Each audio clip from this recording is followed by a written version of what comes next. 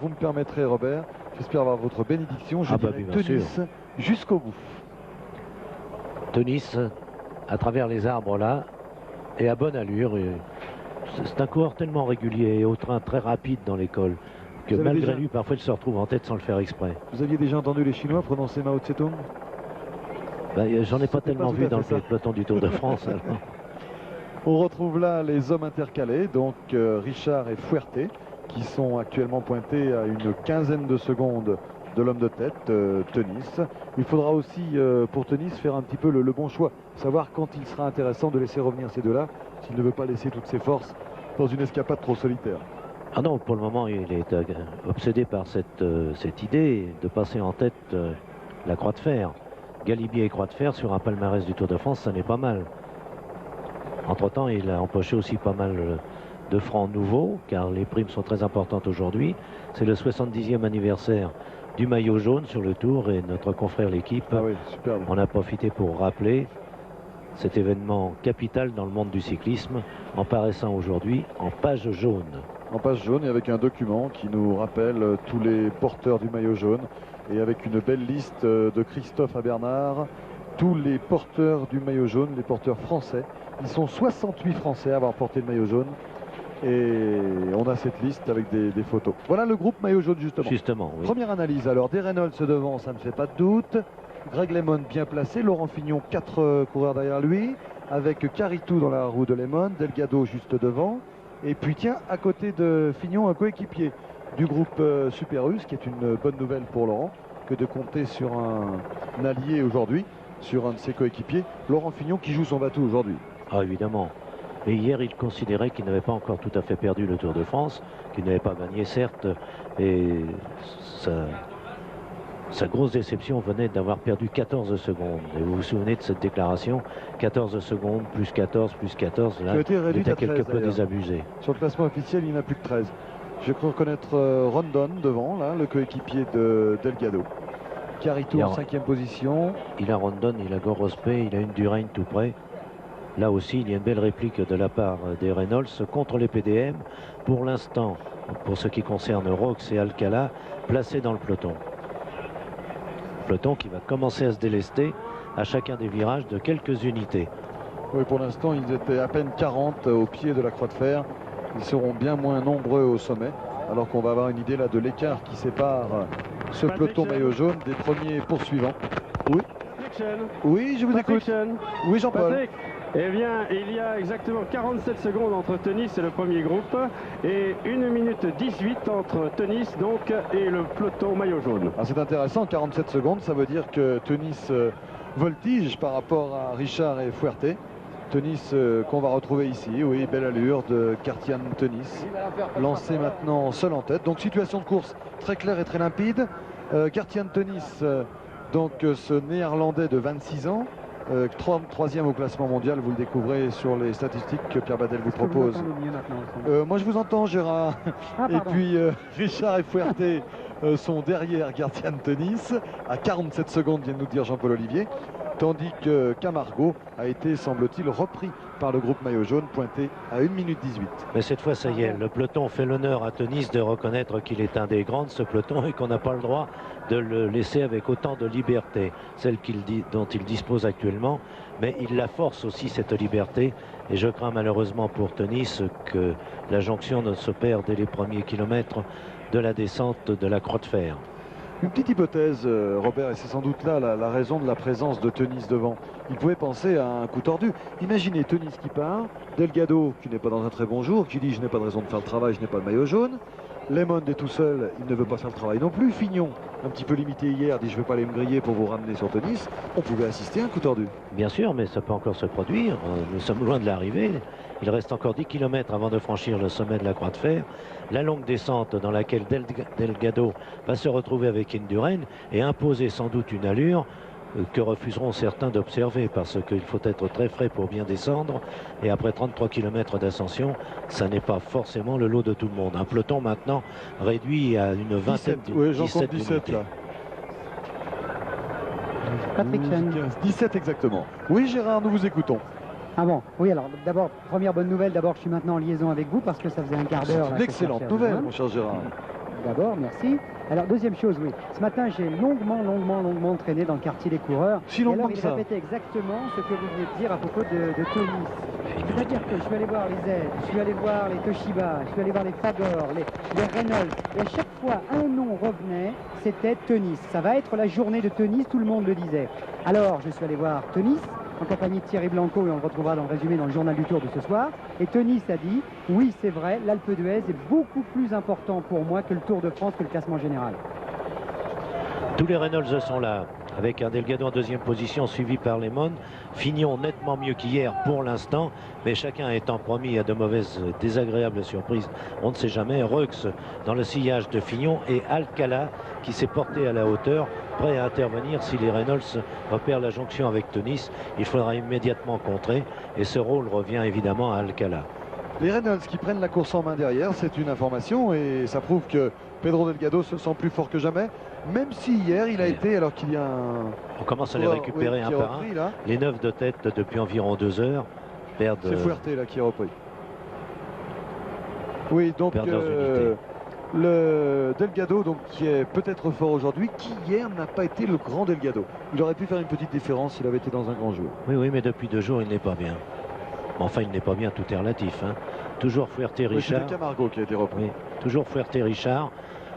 Mais maintenant, en se retournant quelque peu, ils vont constater que le peloton est à moins de 200 mètres.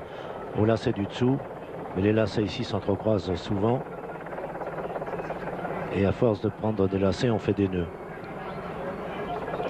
Et il est agréable d'avoir Jean-Paul et Gérard dans la course. Parce que là, vous voyez que d'hélicoptère, c'est pas toujours évident de savoir qui est où et qui. Donc il n'y a plus d'hommes intercalés derrière Richard et Fuerte. Ce n'est pas Fuerte qui vient d'être repris, mais Camargo. Donc Teunis seul en tête. Richard et Fuerte à 47 secondes. Et derrière le groupe maillot jaune qui semble revenir un petit peu. Jean-Paul Olivier nous proposera très vite, je pense, un pointage entre l'homme de tête, Kartian Teunis, les deux coureurs intercalés, Richard et Fuerte, et le petit groupe maillot jaune. Un mot au passage sur Richard, vainqueur hier au terme d'une très longue échappée et qui a déjà récupéré, même s'il finit péniblement la croix de fer, il pourra être salué. Les Suisses, semble-t-il, ont découvert un nouvel espoir très sérieux après les déceptions causées par Rutiman et Zimmermann. Je le rappelle, obligé, contraint d'abandonner aujourd'hui parce qu'il ne pouvait plus suivre. Les Suisses commençaient à désespérer. Teunis, ça commence à coincer aussi. Teunis qui doit être à moins de 15 km du sommet. Oui, à peine 11 km, mais 69 km encore à couvrir avant l'arrivée, Patrick. Ça ne vous dit rien pour ceux qui sont déjà à 10 ou 12 minutes derrière. Et Teunis, pour récupérer, entend sur une portion très plate, mouliner un peu. Maintenant, le faux plat, c'est terminé, ça repart et il est obligé de relancer. Donc, en se mettant en danseuse. Oui, Jean-Paul. Oui, c'est important parce qu'il y a ici des écarts. Il y a 45 secondes avec les deux hommes. Oui, vous me recevez là? Très bien, allez-y. Oui. Alors, il y a donc 45 secondes avec les hommes intercalés d'avance pour Teunis et 1:30 sur le peloton maillot jaune alors que Charlie Mottet est signalé à 1:50. Profitez de votre programme avec les gélules végétales Prostasecura, solution naturelle pour les troubles urinaires liés à la prostate, en pharmacie et sur vitalco.com. Ce soir, 20h30, match de légende. Dans ce petit ballon dans la surface. Oh oui! Oh ce but incroyable! France-Uruguay, quart de finale de la Coupe du Monde 2018. Match de légende. Ce soir, France-Uruguay, 20h30 sur la chaîne L'Équipe. Mardi et mercredi prochain, France-Belgique, France-Croatie, phase finale de la Coupe du Monde 2018. Revivez votre match de légende avec EDF, partenaire de l'équipe de France de football.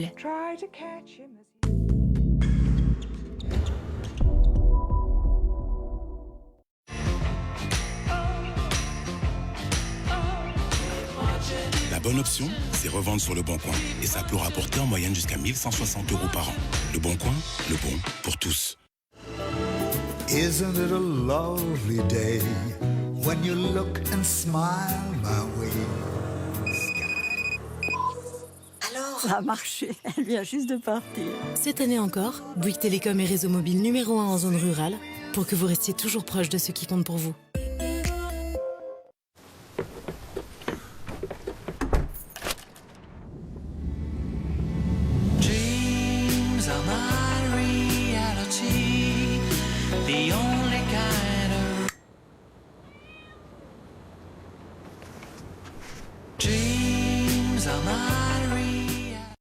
Et voilà, vous avez 40 ans et vous n'avez rien vu venir.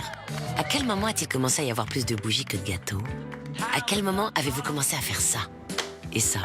Et à dire Non, moi je vais plutôt vous prendre un déca. Et depuis quand votre dentiste est plus jeune que vous? Alors? Quand la loose est-elle devenue le seum? Le seum. Et surtout, à quel moment les mots sont-ils devenus si flous? Et voilà, vous avez 40 ans. Et pour que ce soit moins le seum, Atoll vous garantit un confort de vue optimal avec vos verres progressifs. Atoll, mon opticien, dispositif médical.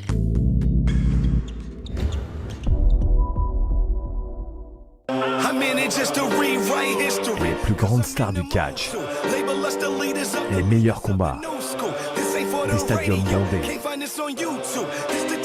Le plus grand show WWE, c'est WrestleMania.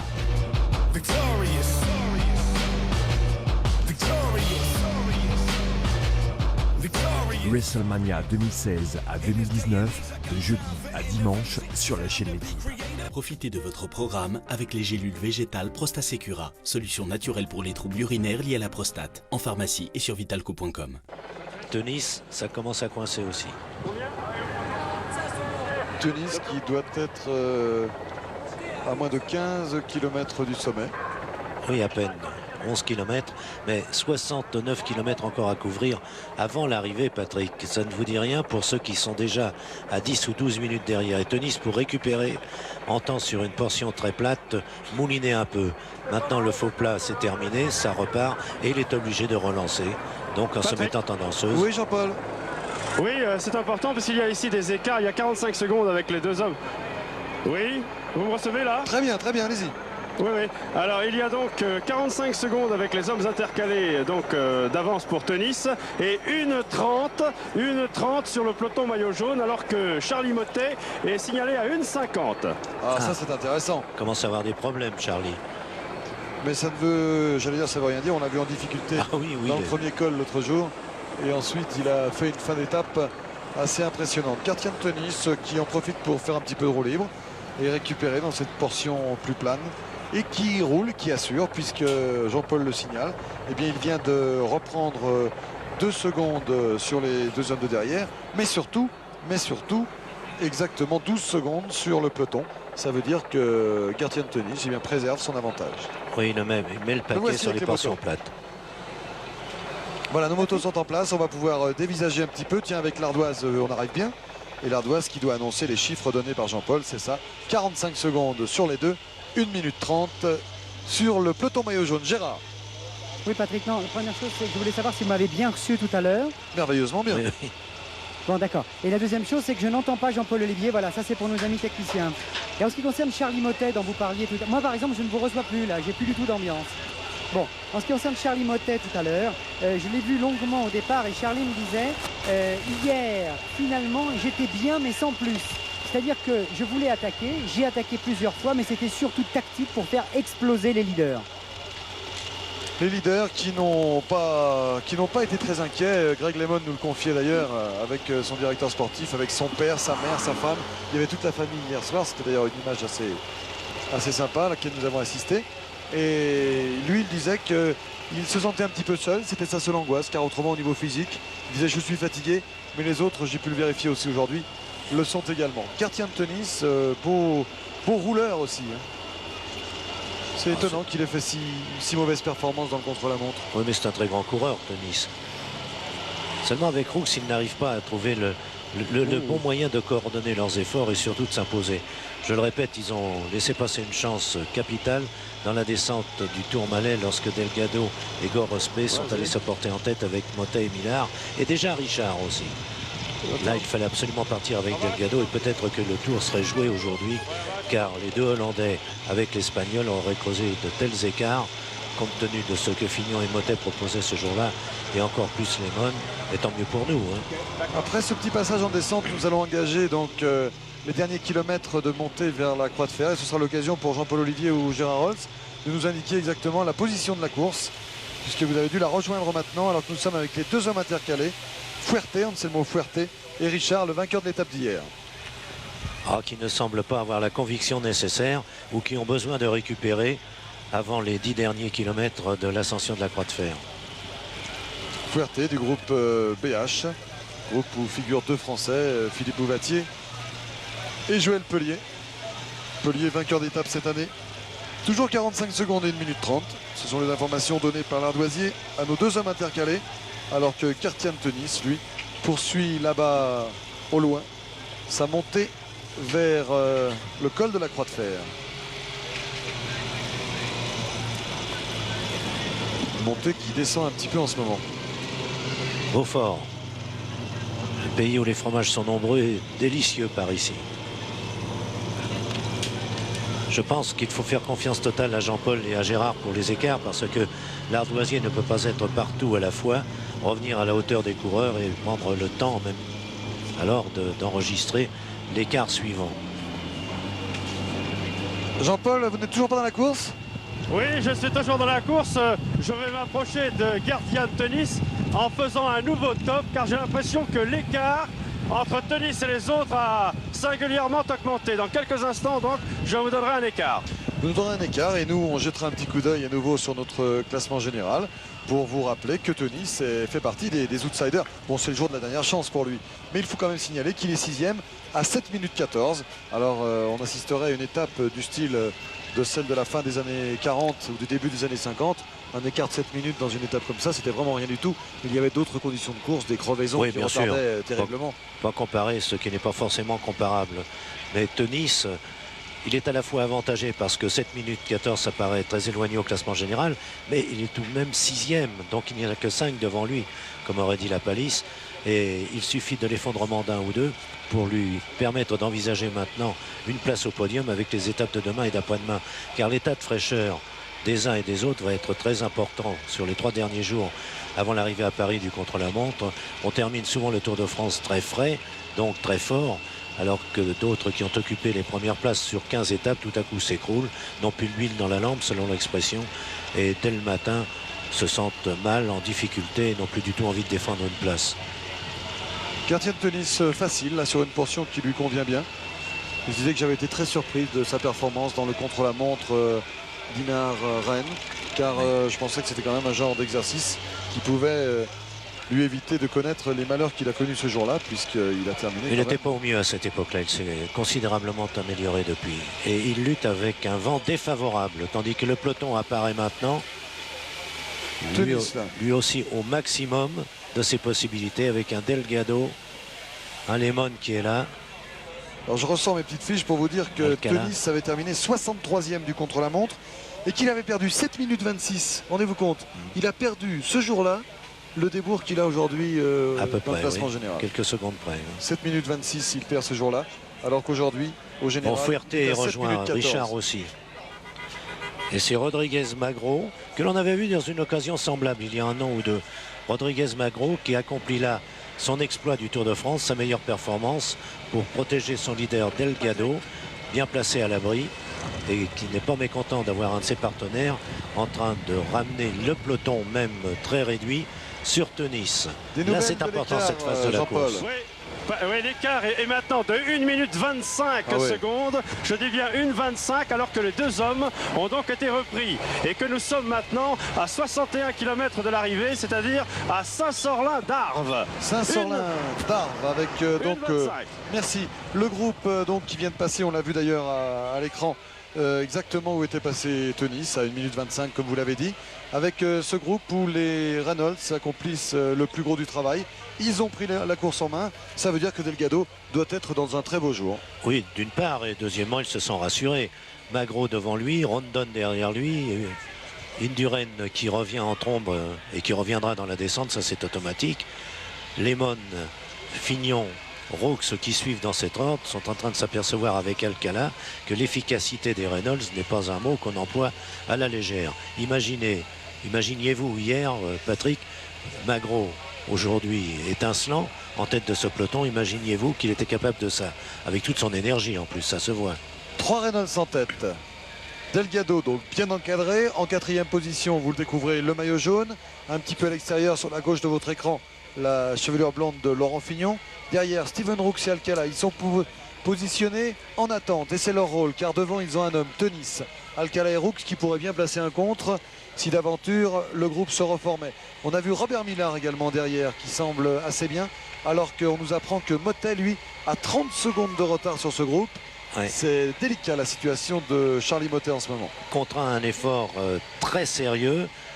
Certes, il fait partie des meilleurs descendeurs, peut passer le sommet de la Croix de Fer avec 1 minute de retard sur ce peloton qui entraîne toutes les autres vedettes du classement général, car le seul à manquer parmi les 10 premiers, c'est justement Charlie Mottet. Mais les autres, non pas parce qu'il s'agit d'éliminer Mottet, mais les autres ont intérêt aussi à rouler sur Teuniss. Donc Mottet est en quelque sorte coincé. Lehmann ne me semble pas très facile, moins facile qu'hier. Virage à pourcentage assez sévère, pris à la corde par Magro, tandis qu'à l'extérieur, Delgado n'a pas eu à forcer davantage. Delgado qui s'alimente là depuis quelques minutes et qui semble prêt à se lancer dans une offensive, car maintenant bon, ce sont les jambes qui vont parler. Mais si Delgado n'attaque pas aujourd'hui, et quand je dis aujourd'hui c'est assez loin de l'arrivée, Delgado n'aura plus aucune chance de remporter le Tour de France. C'est pas dans Porte, Cucheron ou Granier qui va faire de grands écarts demain. Il y a encore une arrivée au sommet demain, c'est après-demain la trilogie de la Chartreuse, et Delgado profitera sans aucun doute de la montée sur l'Alpe d'Huez pour creuser l'écart. Et quand on sait la réputation qui est la sienne lorsqu'il termine une ascension vers une arrivée, et non seulement sur un passage de col, là Delgado est impressionnant. Peut-être que Lehmann et Fignon le savent aussi. S'il en mettait un petit coup là psychologiquement, enfin s'il en a la force bien sûr, ce sont des supputations, mais s'il en a la force, si déjà dans Croix de Fer, il réussit même en se faisant rattraper dans la descente, à les distancer un petit peu, je crois que ce serait vraiment le qui ferait mal après. Et vous remarquez que Fignon est prêt à bondir, il est dans le sillage même de Delgado, et si Delgado démarre, il prendra 30 ou 40 mètres, mais si Fignon est bien, il reviendra sur lui sur une distance d'1 kilomètre. Oui, l'écart est de 1 minute et 30 secondes, 1:30, alors que je suis allé faire une petite revue dans le peloton maillot jaune, donc que Lehmann me paraissait très facile. Et vous parliez également avec Robert de Fignon. Eh bien, Fignon me semble également dans un état de fraîcheur assez intéressant. Et ben, vous voyez comme les impressions peuvent diverger. Moi, Lehmann me semblait plus laborieux qu'hier. Enfin, ce sont là que des sensations qui peuvent changer d'une minute à l'autre. On se souvient de Mottet en difficulté qui finalement après s'est échappé. On se souvient de Fignon l'autre jour prenant le maillot à Super-Bagnères alors qu'il avait passé une journée d'enfer. Toutes ces impressions peuvent changer d'une minute à l'autre, mais Lehmann me semblait un tout petit peu plus laborieux qu'hier, où hier il avait affiché une sérénité, une aisance, une facilité qui m'avait beaucoup impressionné. Impression de passage, et dans une étape de montagne il y en a forcément des hauts et des bas. À propos, 10 minutes d'avance sur le meilleur horaire à Belluard au 100e kilomètre, 10 minutes d'avance sur l'horaire calculé à 31 km de moyenne.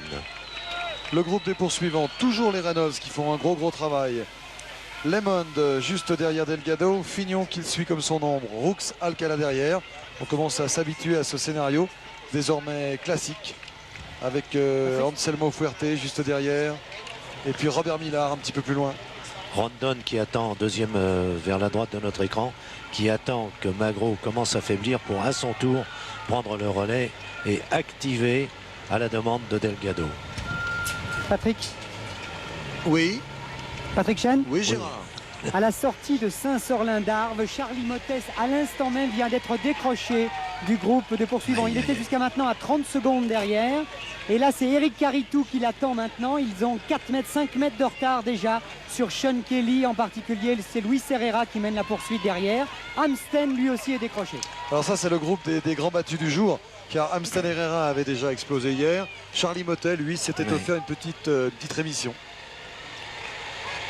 Je pense que Charlie est habitué à ce genre de passage à vide et capable de réagir.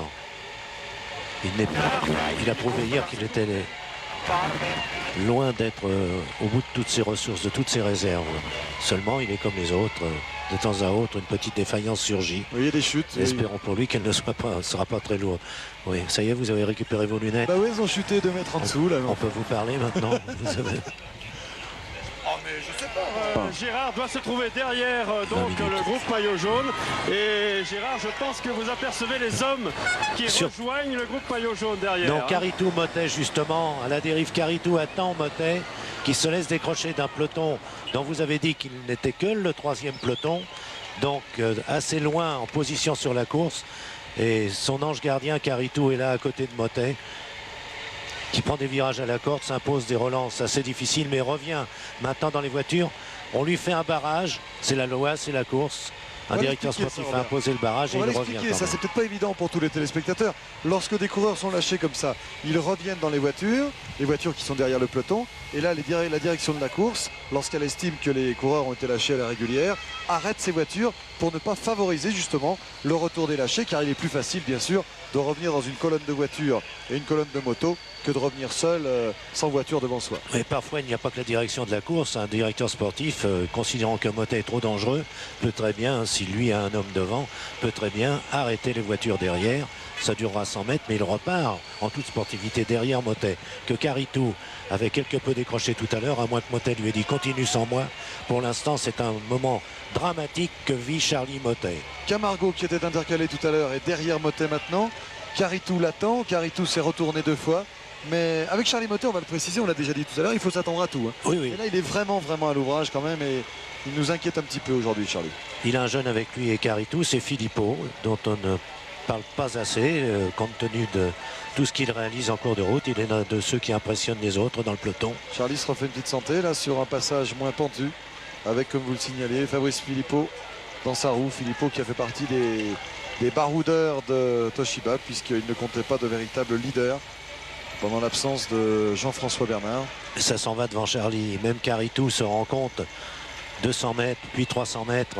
Et Caritou essaie d'imposer une allure que Charlie Motet ne peut pas suivre. Avec grosse défaillance là de Charlie Motet, compte tenu du potentiel qu'il a affiché hier. C'est une grosse déception. Alors que Anselmo Fuerte est là également. Lui aussi, il a eu un petit... c'est Alvaro Pignot. Même Pignot, oui. Pignot, surprise, c'est le leader de la formation BH. Qui espérait beaucoup sur Fuerte tout à l'heure. Voilà donc Pignot, Caritou. Rodriguez Magro est là également. Magro, ça y est, on vient de lui présenter la note après l'effort qu'il a dû s'imposer. Et il n'aura pas service à Motet en lui laissant un trou devant. Et voilà, toujours le fantastique travail des Reynolds. Les Reynolds très présent. Pedro Delgado, facile.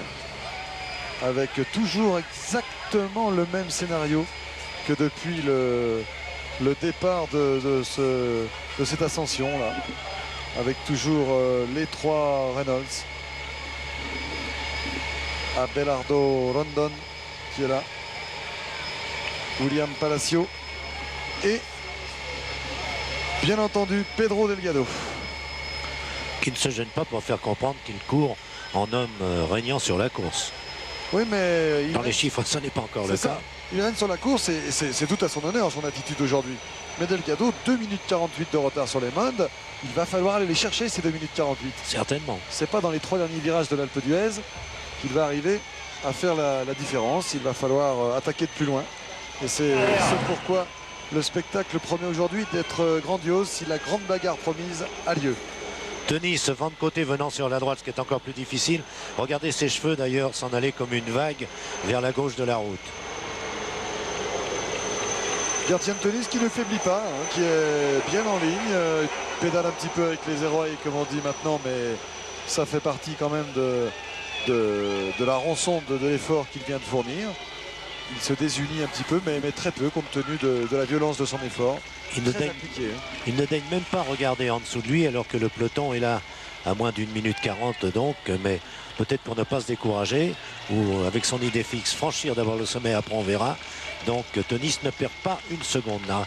Il n'a rien gâché jusqu'ici. C'est un double bénéfice là, il passe, donc il va remporter le maillot de la montagne à Paris en continuant comme ça.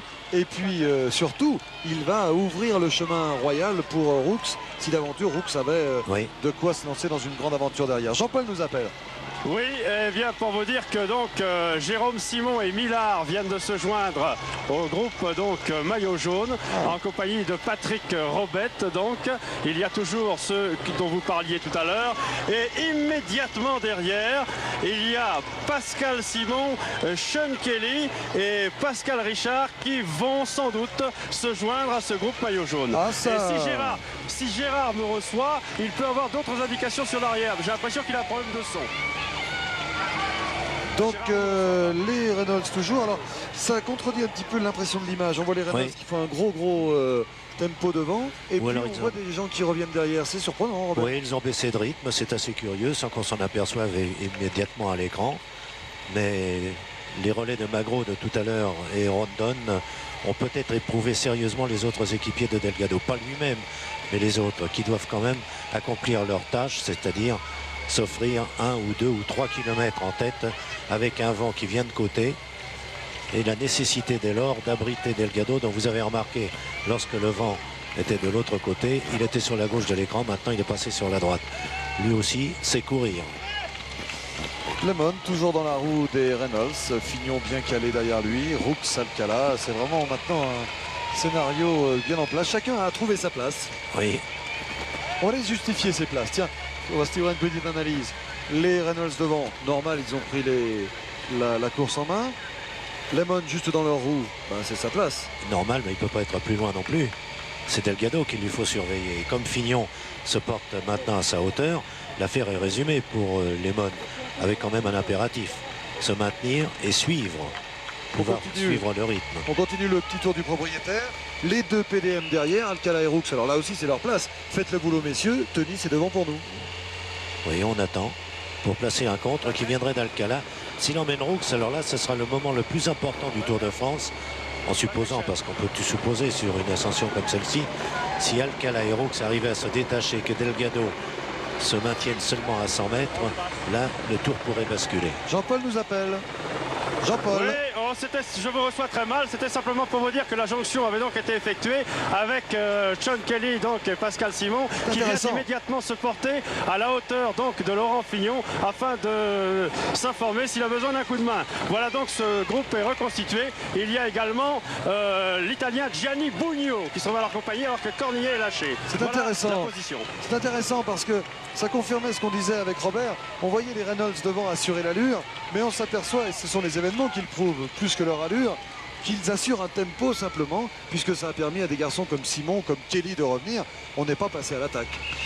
Ils sont comme nous, ils n'en voient pas le bout de cette ascension. Je rappelle qu'au pied, lorsque l'on passe devant la pancarte... Non, pas le mois du monde, bien sûr, mais 33 kilos. J'ai hâte de savoir le verdict de cette ascension. Quand on passe sur le panneau, devant le panneau, 33 km croix de fer, on réfléchit, on se demande, tiens, ça doit être une erreur des ponts et chaussées par ici. Ils ont parlé en ancien maître. Eh bien non, 33 km. Vous pensez que tout pourrait se jouer d'une manière importante avec de grands écarts dans la seule montée de l'Alpe d'Huez si on se contente ici de se regarder? Vous pensez qu'un Delgado peut reprendre plus de 2 minutes à Lemon sur peut reprendre. Si vous pouviez lui poser la question vous-même, apparemment oui, bien sûr. Si Lemon n'est pas bien aujourd'hui, comme on semble le croire, mais je vous répète, c'est trompeur tout cela. Il suffit que Delgado démarre, accélère d'un seul coup, on va peut-être voir Lemon bondir et contrer à son tour. Ou Fignon. C'est un Tour de France étonnant, complètement désarmant, avec des hommes qui sont parfois désarmés. Les coureurs paraissent parfois également à l'ouvrage parce qu'ils ne se livrent pas.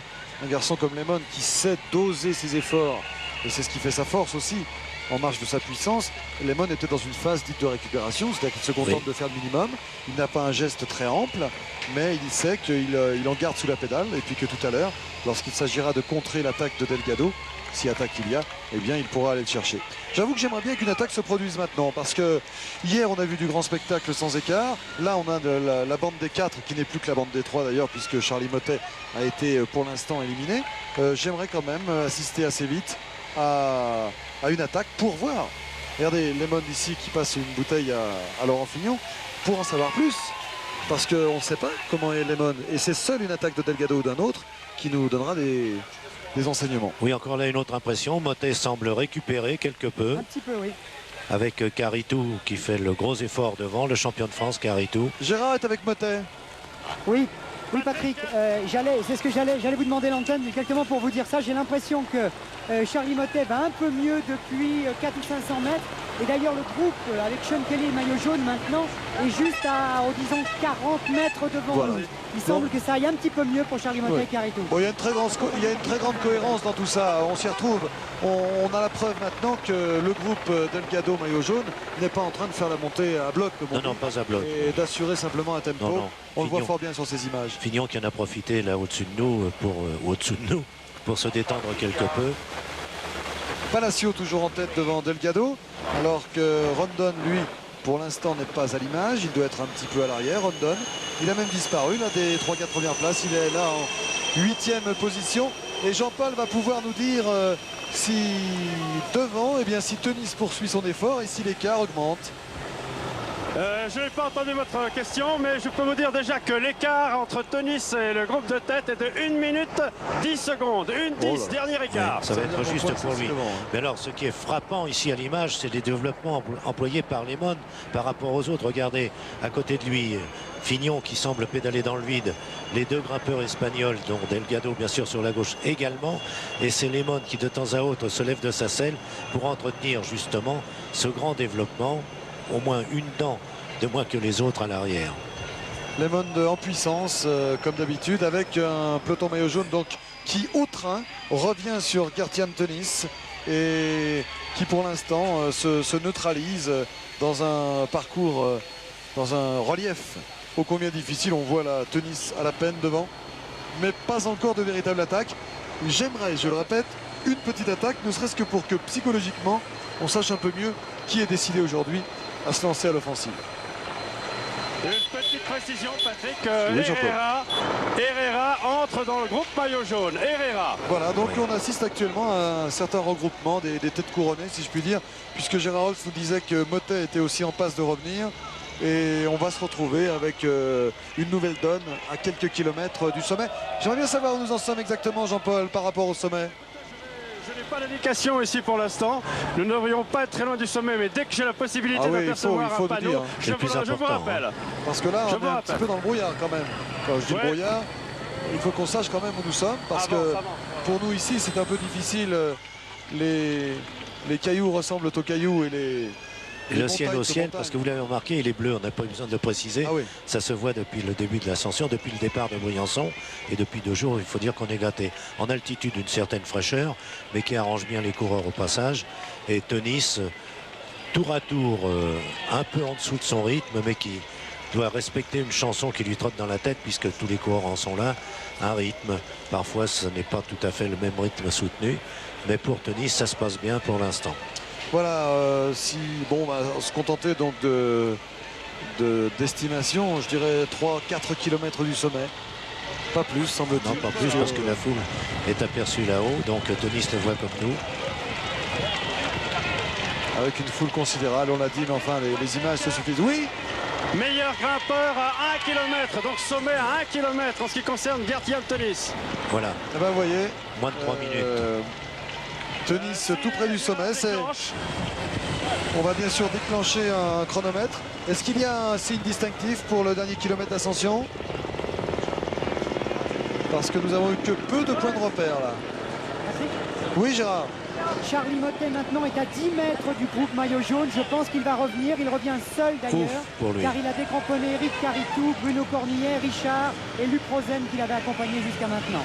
Merci Gérard, merci. On se retrouve donc avec Caritou ici qui a été décramponné par Charly Mottet. Charly Mottet qui va effectuer son retour dans le groupe maillot jaune, dans le peloton maillot jaune. Alors que donc nous sommes dans les derniers hectomètres de l'ascension et qu'on va revenir au groupe de tête avec Gartian Teuniss dans un premier temps. Le voici. Et derrière lui, nous retrouverons le groupe maillot jaune pour voir s'il n'y a pas une attaque dans ce dernier kilomètre. Il va pouvoir plonger vers Rochetaillé relativement tranquille, mais quelle va être son attitude après? Il y a 20 km de plat vers Bourdoisan à partir du virage de Rochetaillé, où l'on reprend la route nationale qui conduit vers le Lotaret et Briançon. Et Teuniss est presque obligé de continuer pour contraindre Delgado, Lemon et Fignon à une poursuite. Et dès lors, Teuniss préparerait l'attaque de Roux et d'Alcala. Ça, c'est l'absolu, mais ça n'est pas impossible. D'autant que le maillot vert, Kelly, aura là l'occasion de prouver qu'il sait aussi rendre service. Et ce serait pour les PDM sans doute l'occasion unique de s'imposer. Vous avez reconnu Bernard Hinault, debout dans la voiture juste derrière Gartian Teuniss. Teuniss donc qui s'en va vers le sommet, consolider un peu plus ce maillot à poids, alors qu'il y aura un prochain épisode à cette grande saga des Alpes. Et bien ce prochain épisode, ce sera dans une heure environ, sur Antenne 2 toujours, avec l'ascension cette fois-ci de l'Alpe d'Huez. Ceci Regardez le monde qu'il y a là, dans les derniers hectomètres du col de la Croix de Fer, au 108e kilomètre. Regardez. Et ces gens sont venus très très tôt ce matin, la veille parfois, et il a fallu monter à pied de très très longs kilomètres. C'est vraiment une passion qui vibre autour de ce Tour de France, avec un dernier kilomètre qui paraît bien long à Gardian-Tenis. Oui, un dernier kilomètre où c'est le ravin sur la gauche et le public, plus que jamais, doit respecter les consignes qui lui sont données. N'avancez pas les enfants au bord de la route. Plus discipliné d'ailleurs le public. Aujourd'hui en tout cas, on remarque ici, il n'y a pas trop de gens qui courent à côté des coureurs. Je pense que les conseils qu'on a donnés, attention de ne pas louper la marche aussi. Qu'on a donné sur Antenne 2 ont peut-être porté leurs fruits. Regardez ce public bien discipliné. Voilà, des applaudissements. La caméra fixe suffit pour encourager. Attention, top pour Tenis au sommet. Oui, Tenis. Nous avons un chronométrage à l'écran, Jean-Paul. Avant même de franchir le sommet, à 10 mètres du sommet, Tenis a déjà pris ses précautions, remonté la fermeture éclair de son maillot et sans aucun doute glisse maintenant à papier afin de descendre le plus vite possible sans risque. Et on va vite rejoindre le groupe. De souffrir des intestins demain. On va vite rejoindre le groupe car il sera intéressant de surveiller les éventuelles accélérations, ne serait-ce que pour accrocher une deuxième place au classement des grimpeurs. Les Rooks bien placés empêchent Delgado d'accélérer et Alcala est venu aussi à la hauteur. Delgado pour l'instant ne manifeste aucune velléité. Il serait trop tard d'ailleurs pour lui de démarrer maintenant. Ça ne servirait pas à grand chose. Pour être revu dans la descente au bout de quelques hectomètres. Alors que on a vu aussi Millard là. Millard qui est intéressé par le classement de la montagne. Il va sans doute bondir en 3e position. Voilà. Il va peut-être tenter de passer en 2e position au sommet. Alors que Fignon est actuellement 4e. Rooks 5e. Lemon 6e. Alcala 7e. Dans ce groupe toujours emmené. Voilà. Millard, le démarrage dont nous vous parlions tout à l'heure. Il a lieu uniquement pour le classement de la montagne, précisons-le. Et Fignon. Rooks qui a bondi immédiatement. Et Lemond est là, Lemond qui n'a pas fait l'effort, il a raison. Personne ne disputera à Millard cette 2e place. 2e Millard, 3e Fignon, 4e Rooks, 5e Lemond, 6e Alcala, 7e Delgado. Et Bougnot ensuite, 1 minute 31. Kelly est là, vous le voyez. 2 coéquipiers pour Laurent Fignon, Charlie Mottet aussi. Et puis nos amis motards photographes derrière. J'allais dire un coup pour rien, Robert. Presque, effectivement. Mais cela annonce les 20 derniers kilomètres terribles sur l'Alpe d'Huez où la fatigue va être accusée par tout le monde et cause sans aucun doute d'effondrement. Cornillet peut profiter des premiers mètres de la descente pour tenter de rejoindre avec Caritou. Cela renforcerait encore le peloton où personne ne va prendre de risques inconsidérés. Mais c'est Tenis maintenant qui a les clés en main. Voilà, les clés pour Tenis et puis la suite du programme, eh bien c'est une longue descente, puis la vallée pour rejoindre Bourdoisan. Bourdoisan, eh bien tous les spécialistes de ski mais aussi de cyclisme connaissent. Il s'agit bien sûr de la base, du pied de l'Alpe d'Huez. Alors c'est le rendez-vous que nous vous donnons. Je vais donner très vite la situation. Tenis est toujours en tête, seul en tête. Derrière lui un groupe de 4. Millard, l'écossais du groupe Z. Bougnot, Cornillet, un autre Z. Et Pignot, c'est à 2 minutes 10 tout cela. Et puis derrière à 2 minutes 35, 2 hommes, Rouzen et Robet. Et puis un petit peu plus loin Vichot. Et à 3 minutes 50 le peloton. Robert, première analyse. 3 minutes 50 d'avance pour quelqu'un qui ne compte que 7 minutes de retard en général. Ça devient sérieux pour ça. Ça devient très sérieux, ce qui prouve aussi que le peloton a été pris au dépourvu sur l'attaque de Tenis, que l'on retrouve là et apparemment pas du tout marqué par sa longue échappée. Le peloton qui n'a pas dû descendre très vite la descente de la Croix de Fer, étant donné que Cornillet et Pignot, que l'on avait vu passer à tarder, nous avions signalé d'ailleurs le passage de Bruno Cornillet, qui a pu dans la descente reprendre place non seulement dans le peloton mais se détacher en compagnie de Millard, de Bougnot et de Pinot.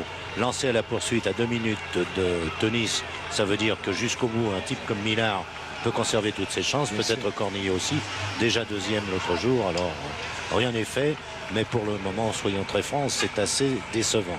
Oui, c'est décevant car on attend une grande bagarre. Tiens, avant d'aller rejoindre Jean-Paul, alors qu'on est à 15 km de l'arrivée, ce matin, pour les 4 hommes qui sont intercalés, ce matin, Tenis, que l'on va retrouver à l'écran tout à l'heure, Gardian-Tenis, nous l'avons rencontré et nous allons écouter ce qu'il nous disait sur le premier des enregistrements que nous avons fait avec lui. Il nous parlait de cette journée. Gardian-Tenis ce matin, c'était au départ de l'étape, il nous livrait ses impressions. Gartian Tenis donc seul en tête. Et Jean-Paul Olivier sur la moto numéro 1 et Gérard Rolls à l'arrière. Nous donnerons un peu plus de détails tout à l'heure sur l'évolution de la course. Tenis en tête, 4 hommes intercalés, 2 hommes derrière, Vichot ensuite. Et le peloton à 3 minutes 50. On écoute Tenis ce matin au départ de l'étape. Yeah, it's always a question. I don't know who's good today, and je ne sais jamais comment je vais être le jour même. Tout le monde voudra gagner dans l'Alpe d'Huez.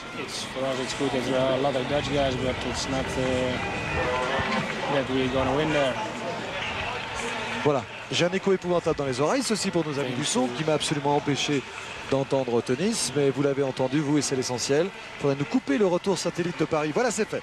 13 km de l'arrivée. On est plus confortable. Avec Jean-Paul, un groupe, donc groupe maillot jaune, qui est composé de quelle façon? Écoutez, il est composé des principaux favoris, plus ceux qui ont pu rejoindre dans la descente, c'est-à-dire Jérôme Simon et quelques autres, donc des hommes assez peu importants donc, par leur position au classement général, alors qu'ici, au virage qui va nous amener au pied de l'Alpe d'Huez, et bien au pied de la montée, donc, et bien Filippo assure le train devant Abelardo Rondon, et il y a en troisième position Kelly, Raux, Delgado dans les premières positions et Lemon dans les premières positions. Je voulais simplement vous préciser que Frédéric Vichot ne figure plus parmi les hommes intercalés. Il a été rejoint par ce peloton, un peloton qui arrive maintenant au panneau indiquant arriver à 15 km. Voilà. Merci Jean-Paul. Robert Miller l'a placé d'accélération, c'est Pugnot qu'on retrouve dans sa roue avec Pignot et Cornillet également. Voilà, vous les découvrez, vous les reconnaissez. Avec derrière, donc on va retrouver Bruno Cornillet. Un beau tir groupé là de l'équipe de Roger Danier et de Roger Leget. Oui, bien sûr. 4 hommes dans ces 2 intercalés. Il y a une remarque intéressante à faire. Ce n'est pas par hasard si on retrouve les 5 hommes qui occupent les 5 premières positions avec Tenis en tête, 2 minutes d'avance sur les 4. C'est que les 4 sont en train déjà de disputer des places parmi les 10 premiers du tour. Millard est 11e, Cornillet 13e, Pignot 14e. Bugno 17e, donc ce n'est pas le fait du hasard qu'ils se soient retrouvés, tout simplement parce qu'ils s'observent déjà entre eux, ceux qui essaient de profiter des grands matchs entre les 4, qui tardent d'ailleurs à se manifester ce match, alors ils prennent les devants et ça n'est pas idiot, comme Kelly qui est en 3e position ici. Filippo, Rondon également devant ce groupe.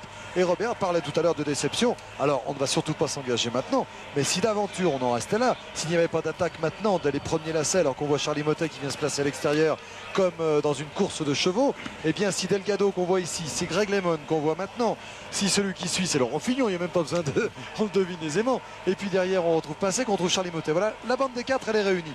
Mottet, juste devant Mottet, qu'est-ce qu'on a vu? On a vu Laurent Fignon un petit peu plus devant, et bien on a vu Greg Lemon, regardez c'est frappant. Fignon, Greg Lemon devant lui, et puis juste devant lui, ben, c'est évident, c'est Delgado. Vous voyez, Pierre Badel nous fait découvrir les 4 hommes, ils sont là. Et si on en restait là dans les hectomètres et dans les kilomètres à venir, ce serait une énorme déception pour un Tour de France si passionnant jusqu'à maintenant. Oui, mais enfin rassurez-vous, la montée vers l'Alpe d'Huez qui fait déjà des dégâts à l'arrière et même à l'avant, puisqu'on s'aperçoit par exemple que Cornillet ne peut pas suivre l'allure et qu'il doit être en train de se poser la question, vais-je devoir mettre pied à terre? Ça n'est absolument pas une attitude. Pignot, Bugno et Millard ici, les 3 compagnons d'échappée de Cornillet. Cornillet qui a fait beaucoup d'efforts hier, il a le droit d'être un bien petit sûr, peu et qui a fait un gros effort pour revenir. Pignot à son tour est en difficulté et on va les relever ainsi sur les 22 virages de l'Alpe d'Huez, un par un, et peut-être que Pignot, je ne le souhaite pas, mais va terminer à 3 ou 4 minutes. Patrick. Oui Jean-Paul. 4 minutes 40 d'avance pour l'homme de tête sur le peloton maillot jaune, au bas donc de l'Alpe d'Huez. 4 minutes 40, c'est-à-dire qu'il est à 2 minutes 2 minutes 34. 2 minutes 34 alors qu'on nous annonce 4-14 ici maintenant, mais que Jean-Paul je pense a un petit peu d'avance avec son chronomètre. Et une bonne avance d'ailleurs, il nous permet de savoir un peu ce qui se passe avant tout le monde. On a Laurent Fignon là sur la gauche de la route, Filippo complètement, Fignon, Rué derrière lui, Lemon, Alcala, Kelly, Rondon, et puis il y a Pinsec derrière lui. Et on retrouve bien sûr la bande des PDM également. Avec justement, c'est ce qui est important parce que Kelly nous fait tromper parfois, pas dans nos commentaires je veux dire, mais abuse un peu parce qu'il porte le maillot vert. En fait il est PDM et les PDM actuellement ont pour consigne de freiner le peloton, ils viennent peu à peu en tête en faveur de Tenis. Alcala ne va pas tarder à le faire et Rux doit préparer un démarrage. C'est la première fois qu'on voit Kelly en tête et qui aujourd'hui rend service à son équipe sans penser à son maillot vert. Lemon vient de se retourner, étonné, alors que Fignon se plaçait sur la droite de la route. Il va falloir le surveiller. Voilà Fignon, il fallait le surveiller. Vous voyez, j'ai vu un démarrage de Fignon. Il s'est déplacé sur la droite de la route et il convenait de le souligner et de le surveiller. Il a placé le premier démarrage de cette montée vers l'Alpe d'Huez. Delgado a du mal à revenir, mais il reviendra dans le sillage. Delgado, Lemon qui compte directement. Lemon attaque à son tour et Fignon dans son sillage. Alcala en 4e position. Voilà, c'est parti. C'est l'arme qu'on attendait, Robert. On allait dire qu'on était déçus. C'est fini, on l'est plus. Avec Alcala en 4e position de ce groupe des 4. Delgado qui coince. Et devant, c'est la lutte à 2. Lemon en tête devant Laurent Fignon. Ah, belle attaque. C'est Fignon qui a déclenché les hostilités.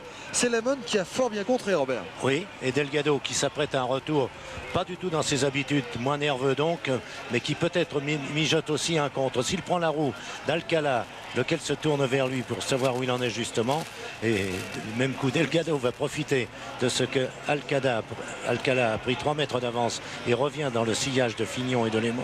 Delgado va en profiter. Est-ce que là, parce qu'il nous l'a déjà fait ce coup-là, est-ce qu'il prépare un contre alors que Rux à son tour s'est détaché du groupe? Plus question de Kelly, plus question de beaucoup d'autres. On avance. Il faut bien se rappeler une chose quand même. Lemon, Fignon, Alcala, Delgado et derrière donc Rux à environ 25 mètres. Voilà donc les positions. Alors que c'est la première fois donc que l'on voit Lemon attaquer dans le tour. Exactement, c'est exactement ce que j'allais souligner. On attendait une attaque de Delgado parce que Delgado a du retard au classement général. Près de 3 minutes. Regardez comme il revient fort là. Et finalement, c'est dans un premier temps Fignon qui a déclenché les hostilités. Et puis Lemon qui a le jaune sur les épaules et qui a dit moi je vais vous montrer que je mérite le maillot jaune et je vais contrer aussitôt. Et ça fait mal à Delgado tout ça. C'est en force que Fignon vient de prendre le relais derrière Lemon avec une roue d'avance. Un Fignon pour l'instant totalement retrouvé après 2 jours où il ne manifestait pas une forme aussi brillante qu'il nous la présente aujourd'hui. Delgado revient quand même dans le sillage maintenant que Lemon a pris le relais, mais il faut que Lemon et Fignon, s'ils veulent se débarrasser définitivement de Delgado, il faut qu'ils y aillent jusqu'au bout sans s'occuper des réactions de Delgado. Et Rux a du mal à revenir aussi. Et oui, Rux a du mal à revenir. En tout cas, les PDM sont fort bien placés dans cette course. Ils ont Teunis, on l'a vu en éclaireur, qui comptait tout à l'heure 4 minutes 40 d'avance alors qu'il n'a que 7 minutes 14 de retard au général. Rux est ici intercalé. Alcala a pu prendre le bon wagon. Et là, deuxième épisode de cette dramatique, si je puis dire. Delgado est revenu dans les roues. Alors maintenant, mystère. Est-ce que Delgado va avoir les moyens d'attaquer? Car si Delgado se contente de suivre comme ça, Lemon a gagné le Tour de France. C'est bizarre pour l'instant. Et Alcala a feinté pour attendre le retour de Rux et de l'Erareta. L'Erareta, c'est hier qu'on l'attendait surtout. C'est Delgado qui a pris la tête maintenant là-bas. En 3e position maintenant. Il prend l'extérieur. Non. C'est Lemon qui mène. Fignon en 2e position, c'est chacun pour soi, avec dans sa roue, Delgado. Il doit y avoir du dégât derrière, Gérard. Il doit y avoir du dégât. Oui, Patrick, ça y est, c'est parti. Le dégât, Ronan Pinsec décroché, Skippy décroché, Vichot décroché, Steve Bauer, plus grave. Charlie Mottet, la même scène que dans le col de la Croix de Fer. Charlie Mottet attendu par Caritou, mais en grosse difficulté. Charlie Mottet qui n'est plus dans l'allure, qui n'est plus dans la lutte pour la victoire. Alors que Teunis, lui, semble s'envoler vers une victoire néerlandaise, une victoire d'étape ici. Mais c'est derrière qu'on va suivre, surtout là. C'est là que ça va se jouer. Et Delgado qui s'alimente un petit peu, qui visiblement a traversé une période un peu difficile. Et ce qu'il faut bien répéter, c'est que Delgado ne peut pas se contenter d'arriver avec les autres. S'il arrive avec les autres, il a perdu le tour. Il ne va pas reprendre 2 minutes 47 dans les jours à venir. 2 minutes 48 exactement, c'est son passif sur Greg Lemon. Oui, Jean-Paul. Nous sommes au virage, nous avons passé le virage 20 donc, et un petit regroupement s'est effectué donc, puisqu'on a vu Raux rentrer. Vous l'avez vu aussi que Robette n'est plus intercalé, il a été rejoint par le groupe maillot jaune, donc, que vous apercevez donc l'Erareta, et je crois que Jérôme Simon a dû également s'intercaler. Vous allez le voir, avoir plus de précision tout à l'heure. Oui, alors Robert, il y a une chose qui m'impressionne, c'est l'attitude de Lemon qui a lâché son guidon, qui s'est retourné pour voir qui suivait, qui ne suivait pas. Il me semble vraiment très il repart là, il accélère parce qu'il a très bien pris son virage, Lemon. Et Fignon, un moment surpris, va récupérer les 2 mètres de retard, mais Delgado est une nouvelle fois éprouvé, testé et par Lemon et par Fignon, alors qu'Alcala jusque-là avait ordonné un travail de blocage tout à fait parfait. Voilà, ça ce sont les lâchés. Kelly, bon, c'est plus vraiment des surprises, c'est plutôt devant que maintenant. Pascal Simon avec Kelly, mais quand même parmi les 20 premiers. Et Teunis qui de loin paraît le plus fort, le plus frais. Alors victoire d'étape pour Teunice, ça on verra tout à l'heure. Pour l'instant, c'est ce duel qui nous intéresse. Et alors, ce qui est formidable pour le panache de ce Tour de France, c'est que Greg LeMond n'est pas en train, s'il est en train de gagner le Tour de France, de gagner un Tour de France en suivant les autres. Il a pris l'initiative 2 fois maintenant. Et Greg LeMond, qui est un petit peu agacé quand on lui dit, qu'on lui répète qu'il a bien caché son jeu, qu'il a triché un petit peu, qu'il a dit qu'il ne savait pas où il en était. Et ce matin, il nous l'a rappelé encore, il disait, il faut quand même se souvenir où j'étais il y a 2 ans. J'étais dans le trou et moi-même, je ne savais pas que j'étais capable de tenir tout un Tour de France. Mais il a terminé en concluant et en disant, je pense tout de même que je suis revenu à mon meilleur niveau. Comme il y a 3 ans maintenant ou 4 ans. Ralentissement en première ligne, ce qui va permettre une nouvelle fois à Rux de revenir à la hauteur des 3 grands du Tour, Delgado, Fignon, Lémon, tandis que Fignon sur la gauche s'impatiente aussi. Il a été contré 2 fois dans ce démarrage par Lémon, peut-être surpris de le retrouver à sa hauteur, et Alcala qui revient pour troubler le jeu, permettre encore à Teunice de tenir jusqu'au sommet, encore pas proche tout de même. Lémon qui regarde bien sûr Delgado.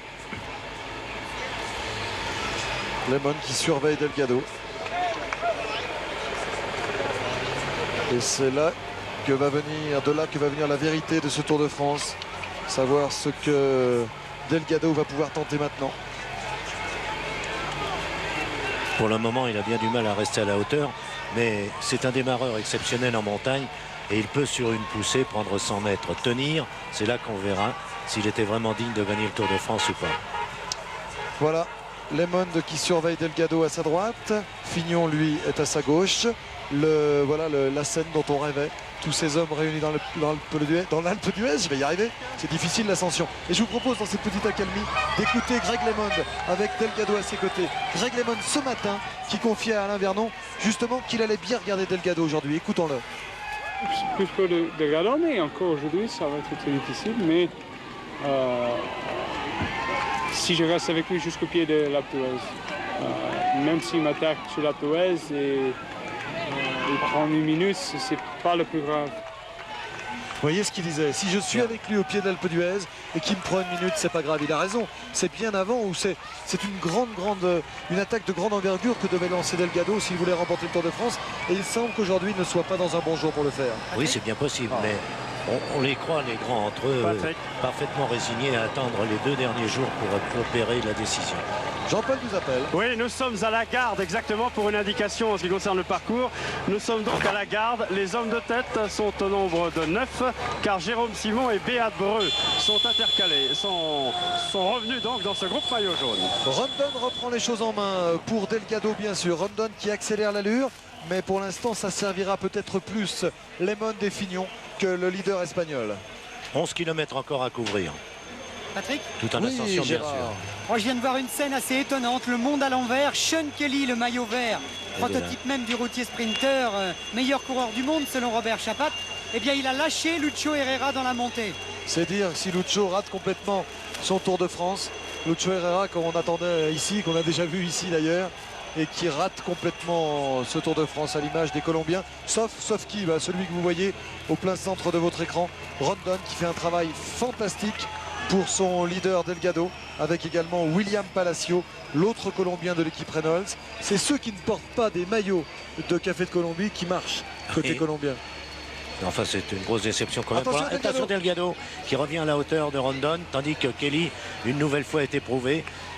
Delgado s'est contenté de remonter à la hauteur de son équipier, enfin dans son sillage, et à la hauteur de Lémon, parce que ça lui manquait d'avoir un partenaire à côté de lui. Et du même coup, là, il oblige Lémon et Fignon à réfléchir. Qu'est-ce que ça veut dire tout ça? Que faut-il faire? Il se déhanche de plus en plus, Greg LeMond, derrière Delgado. Mais il a prouvé tout à l'heure qu'il terminait cette étape très fort et qu'il avait les moyens de répondre aux attaques. Attaque de Fignon dans un premier temps. Attaque peut-être de Delgado. Ils se posent exactement les mêmes questions que nous en ce moment. Évidemment, ils n'en sont pas là, ils ne connaissent pas l'avenir. Pour la clarté des débats, disons que Rosen et Cornillet sont repris. Breux tente un petit retour, Jean-Paul. Breux, le Suisse, tente un petit retour à l'arrière. Voilà toujours Laurent Fignon, Roux. Les 5 premiers du classement général sont là. Les Rareta aussi, Alcala. Les Rareta, l'espagnol, Roux, Fignon, toutes ces silhouettes vous sont maintenant très familières. Leur seule allure vous permet de les reconnaître. En première position, donc Rondon dans sa roue. Il s'agit bien sûr de Pedro Delgado que vous voyez ici. C'est le mystère, Pedro Delgado en ce moment. Va-t-il être capable de profiter du travail de Rondon, puisque Delgado est le seul qui compte un équipier. Voilà, petit à petit, tous ceux qui étaient à l'avant se font reprendre et c'est une course seulement entre leaders. Voici par exemple Cornillet, Bruno Cornillet qui est repris. 14. Delgado qui accélère toujours dans la roue de Rondon. Alors est-ce qu'il va surgir dans la roue de son équipier, Robert? Ça va bien être sûr pour lui. Je pense que tout le monde est au maximum de l'effort là aussi. On s'en est aperçu quand Fignon a démarré 2 fois. Lemon est venu à sa hauteur. Fignon aurait peut-être souhaité un 3e démarrage, mais il avait déjà beaucoup donné. Beaucoup de panache en tout cas de la part de Lemon et de Fignon qui ont... Bon, de la part de Fignon c'était normal, il fallait bien qu'il gagne du temps puisqu'il en a perdu hier. Il est à 53 secondes désormais au classement général et il disait hier, eh bien, si je perds 14 ou 13 secondes tous les jours, eh bien, ça ne m'amènera pas en jaune à Paris. C'est une palissade, mais c'était une évidence. La débandade qui commence sur les pentes. Alors ça, c'est pas véritablement une surprise que de voir Rouzen ici lâcher dans la montée. On l'avait guère vu jusque-là, ça n'est pas mal ce qu'il a fait aujourd'hui. Devant lui, d'autres lâchés, on l'a vu. Cornillet qui n'a pas pu prendre le bon wagon. Et puis là-bas, au fond de votre écran, eh bien Roux qui s'accroche avec les Rareta et qui suivent avec une accélération de Rondon. Et Delgado a du mal à rester dans la roue. Ils sont forts. On a la précaution de rouler au milieu de la route. 10 km 2x5. Merci Jean-Paul. 10 km pour le groupe maillot jaune. Delgado ne commet plus les erreurs qu'il faisait au début de cette ascension. Prendre les virages à la corde maintenant qu'il a un poisson pilote devant lui, Rondon, il prend pleine route et c'est beaucoup mieux ainsi. 10 km, ça laisse le temps de faire des écarts, 10 km. Mais il ne faudra pas attendre trop. Et Delgado a quand même dû prendre un petit coup au moral car il devait se dire je veux placer une petite attaque. Et qu'est-ce qu'il a vu devant lui? Il a vu d'abord Fignon et puis Lemon. C'était bien joué tactiquement ça. Ah oui, c'est bien difficile pour Roland Alcala. Lui, c'est tout l'un ou tout l'autre. Il est extrêmement brillant. Peut emmener tout un peloton derrière lui sans jamais demander le relais sur 10 km d'ascension. Ou alors, après 2 efforts, il paie. Et c'est le cas en ce moment. Et 4 minutes 10, si d'aventure Tunis parvenait à rester à cet écart-là, eh bien, il se rentrerait dans les 4 premiers du général. Peut-être même dans les 3, puisque il serait 4e derrière Delgado, si Delgado ne perd pas de temps. Oui, Jean-Paul. Une précision, Tunis possède 4 minutes d'avance sur le groupe maillot jaune à 10 km de l'arrivée. 4-10. 4 minutes 10. À 10 km de l'arrivée pour bien sûr le groupe maillot jaune, alors qu'Alvaro Pigno va maintenant être rejoint. Et toujours le numéro de Roux. Alors Roux qui doit être vraiment porté par la bande de supporters néerlandais, puisqu'ils sont plusieurs, puisque j'allais dire plusieurs dizaines de milliers, mais on peut même dire plus encore, car on a vu je sais pas, la gendarmerie disait peut-être 300 000 personnes dans la montée de l'Alpe d'Huez. Il paraît que les records sont encore battus cette année. S'il y a 300 ou 400 000 personnes, bon, moi je suis incapable de vous donner un chiffre, on peut dire qu'il y a bien 2 tiers, si ce n'est 3 quarts de Néerlandais. Oui. Bon, disons 2 tiers simplement, car il y a quand même pas mal de Français, d'Espagnols, on a vu des Suisses également, qui espéraient un scénario comme hier avec Richard. Roux ne gagnera plus le tour. Les Néerlandais qui pensent que celui qui gagnera l'Alpe d'Huez, qui sera en jaune à l'Alpe d'Huez, sera le vainqueur du tour. Alors que du côté de Lemon, on pensait que jusqu'au dernier jour tout était possible. Et Lemon disait si j'ai moins de 30 secondes, 1 minute de retard sur n'importe quel coureur dans le contre-la-montre qui nous mènera aux Champs-Élysées, je suis capable de gagner encore le Tour de France. Ross s'accroche à cet espoir de terminer parmi les 3 premiers. Il faut qu'il limite absolument l'écart à moins d'1 minute avec le groupe qui vient de se débarrasser de lui. Toujours le grand numéro de Rondon. Rondon qui fait son travail pour son leader Delgado. Et si Delgado veut refaire son retard, je le répète, mais la situation est aussi simple que cela. 2 minutes 48 de retard sur les mondes. Il faut en grignoter une grosse partie aujourd'hui si Delgado veut avoir une chance de remporter le tour. Un détail, il n'a pas pris le bidon que lui proposait Rondon. Pas perdre de temps et surtout pas commettre l'erreur de s'alourdir avec la pluie qui mouille le maillot. Panne de cuisse. Panne de cuisse pour Pigno. Oui. Qui va être repris et avalé par le groupe Delgado, Rondon Lemond, Fignon. Ils sont plus très nombreux derrière. Il y a Millard qui occupe toujours la deuxième position dans son match très serré avec Teunice pour le Grand Prix de la Montagne. Et le voici Millard. Je ne sais pas si on a vu Teunice à cet endroit-là tout à l'heure. En tout cas, pour Millard, ce n'est pas un endroit où il a envie de s'envoyer au ciel. Ça fait encore une deuxième place pour l'équipe Z, qui est en train de les collectionner actuellement. Pignot déjà oublié. C'était évident, on n'allait pas pouvoir prendre le bon wagon. Et on va jeter un petit coup d'œil sur le groupe maillot jaune, après avoir remarqué toujours la fantastique ascension de Teunice et ce public alors qu'on est à plus de 7 km de l'arrivée. Encore 2 km, on va apercevoir le chalet de l'Alpe d'Huez, qui est à 11 km, Gérard. Je dis, ils viennent de passer le virage 11. Ah oui, virage numéro 11, merci. Rondon toujours. On s'habitue au scénario depuis ce matin. L'image n'a pas beaucoup changé. Rondon en tête. Delgado dans sa roue qui ne semble pas très facile et qui prépare peut-être un coup. Lemond derrière lui. Laurent Fignon avec lui. Et derrière, Lerareta doit être là.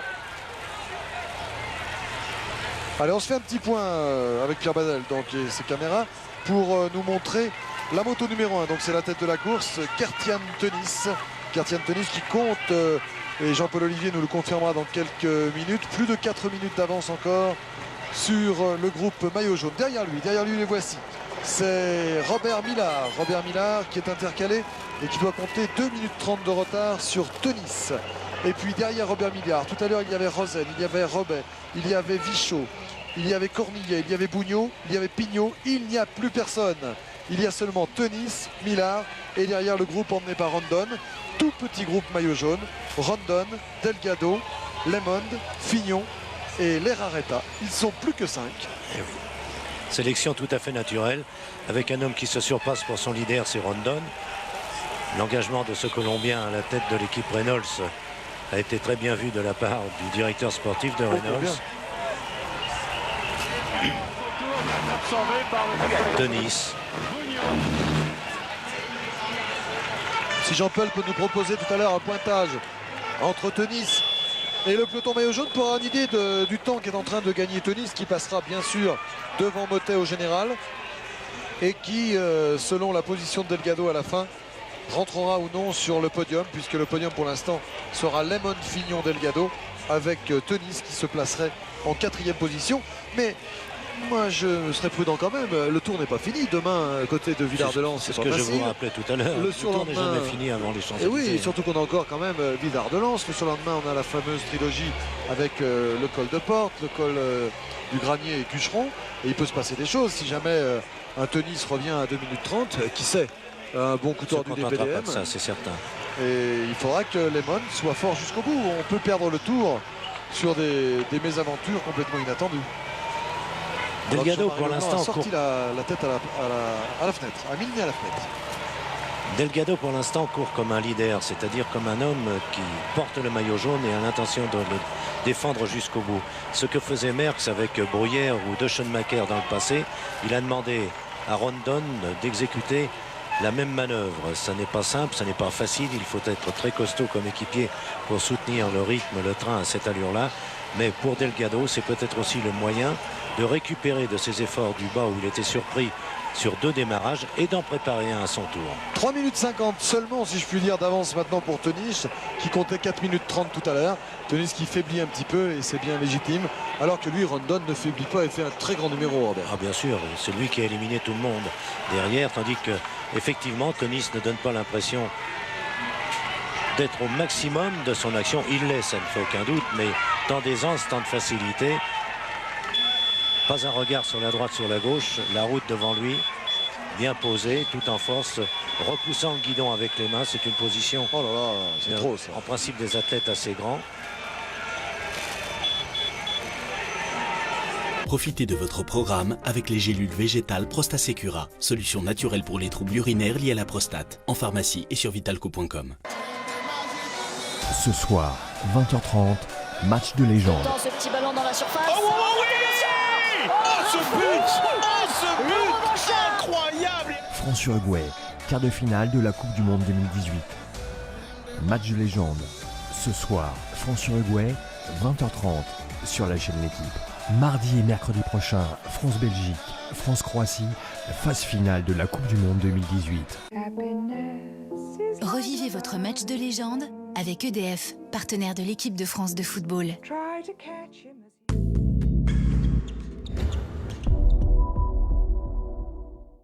Bah, elle est bien amochée cette épaule. Vous êtes fait ça au rugby ou quoi? Non, au travail. Quel genre de travail? Je suis vendeur. Vendeur de quoi? Pour les utilitaires Volkswagen. Voici des clés. Alors, les papiers sont dans le véhicule. Vous savez, je suis très content. Hein? Je la prends. Non, super. De rien.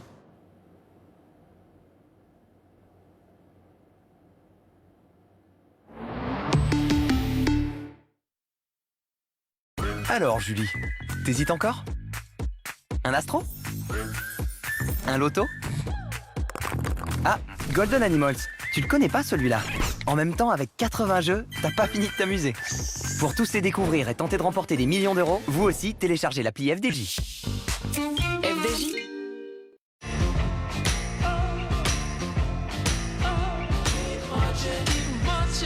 Le bon réflexe, c'est celui de 28 millions de Français qui achètent et vendent sur Le Bon Coin. Le Bon Coin, le bon pour tous.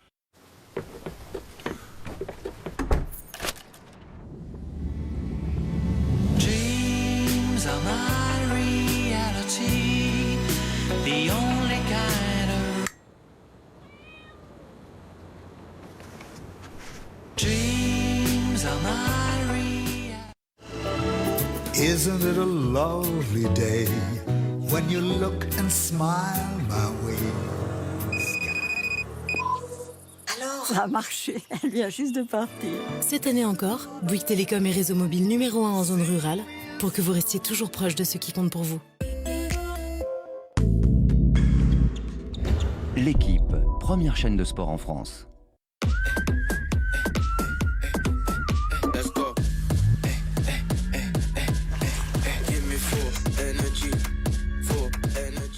Arrêtez de payer votre gaz trop cher. Dites stop et bénéficiez de moins 15% sur le prix de votre gaz. Appelez vite le 32 94. Eni, élu meilleur fournisseur énergétique de l'année.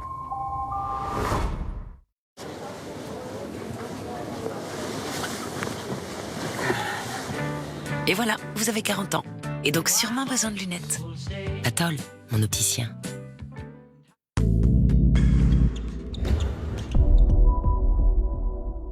Le coronavirus est un virus qui s'attrape très facilement. Il fait tousser, éternuer, il fatigue, donne de la fièvre et mal à la tête. Si tu l'attrapes, ne t'inquiète pas, on s'occupera de toi jusqu'à ce que tu sois guéri.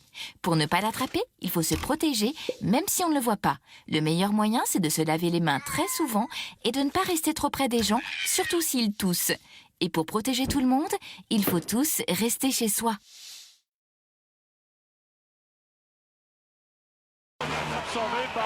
Denis.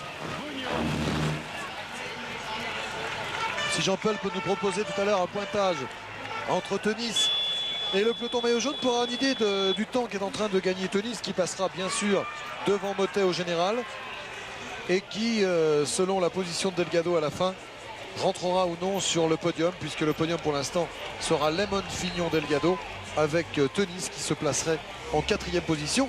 Mais moi je serais prudent quand même, le tour n'est pas fini. Demain, côté de Villard-de-Lans, c'est ce que je vous rappelais tout à l'heure. Le tour n'est jamais fini avant les Champs-Élysées. Et oui, surtout qu'on a encore quand même Villard-de-Lans. Le surlendemain, on a la fameuse trilogie avec le col de Porte, le col du Granier et Cucheron.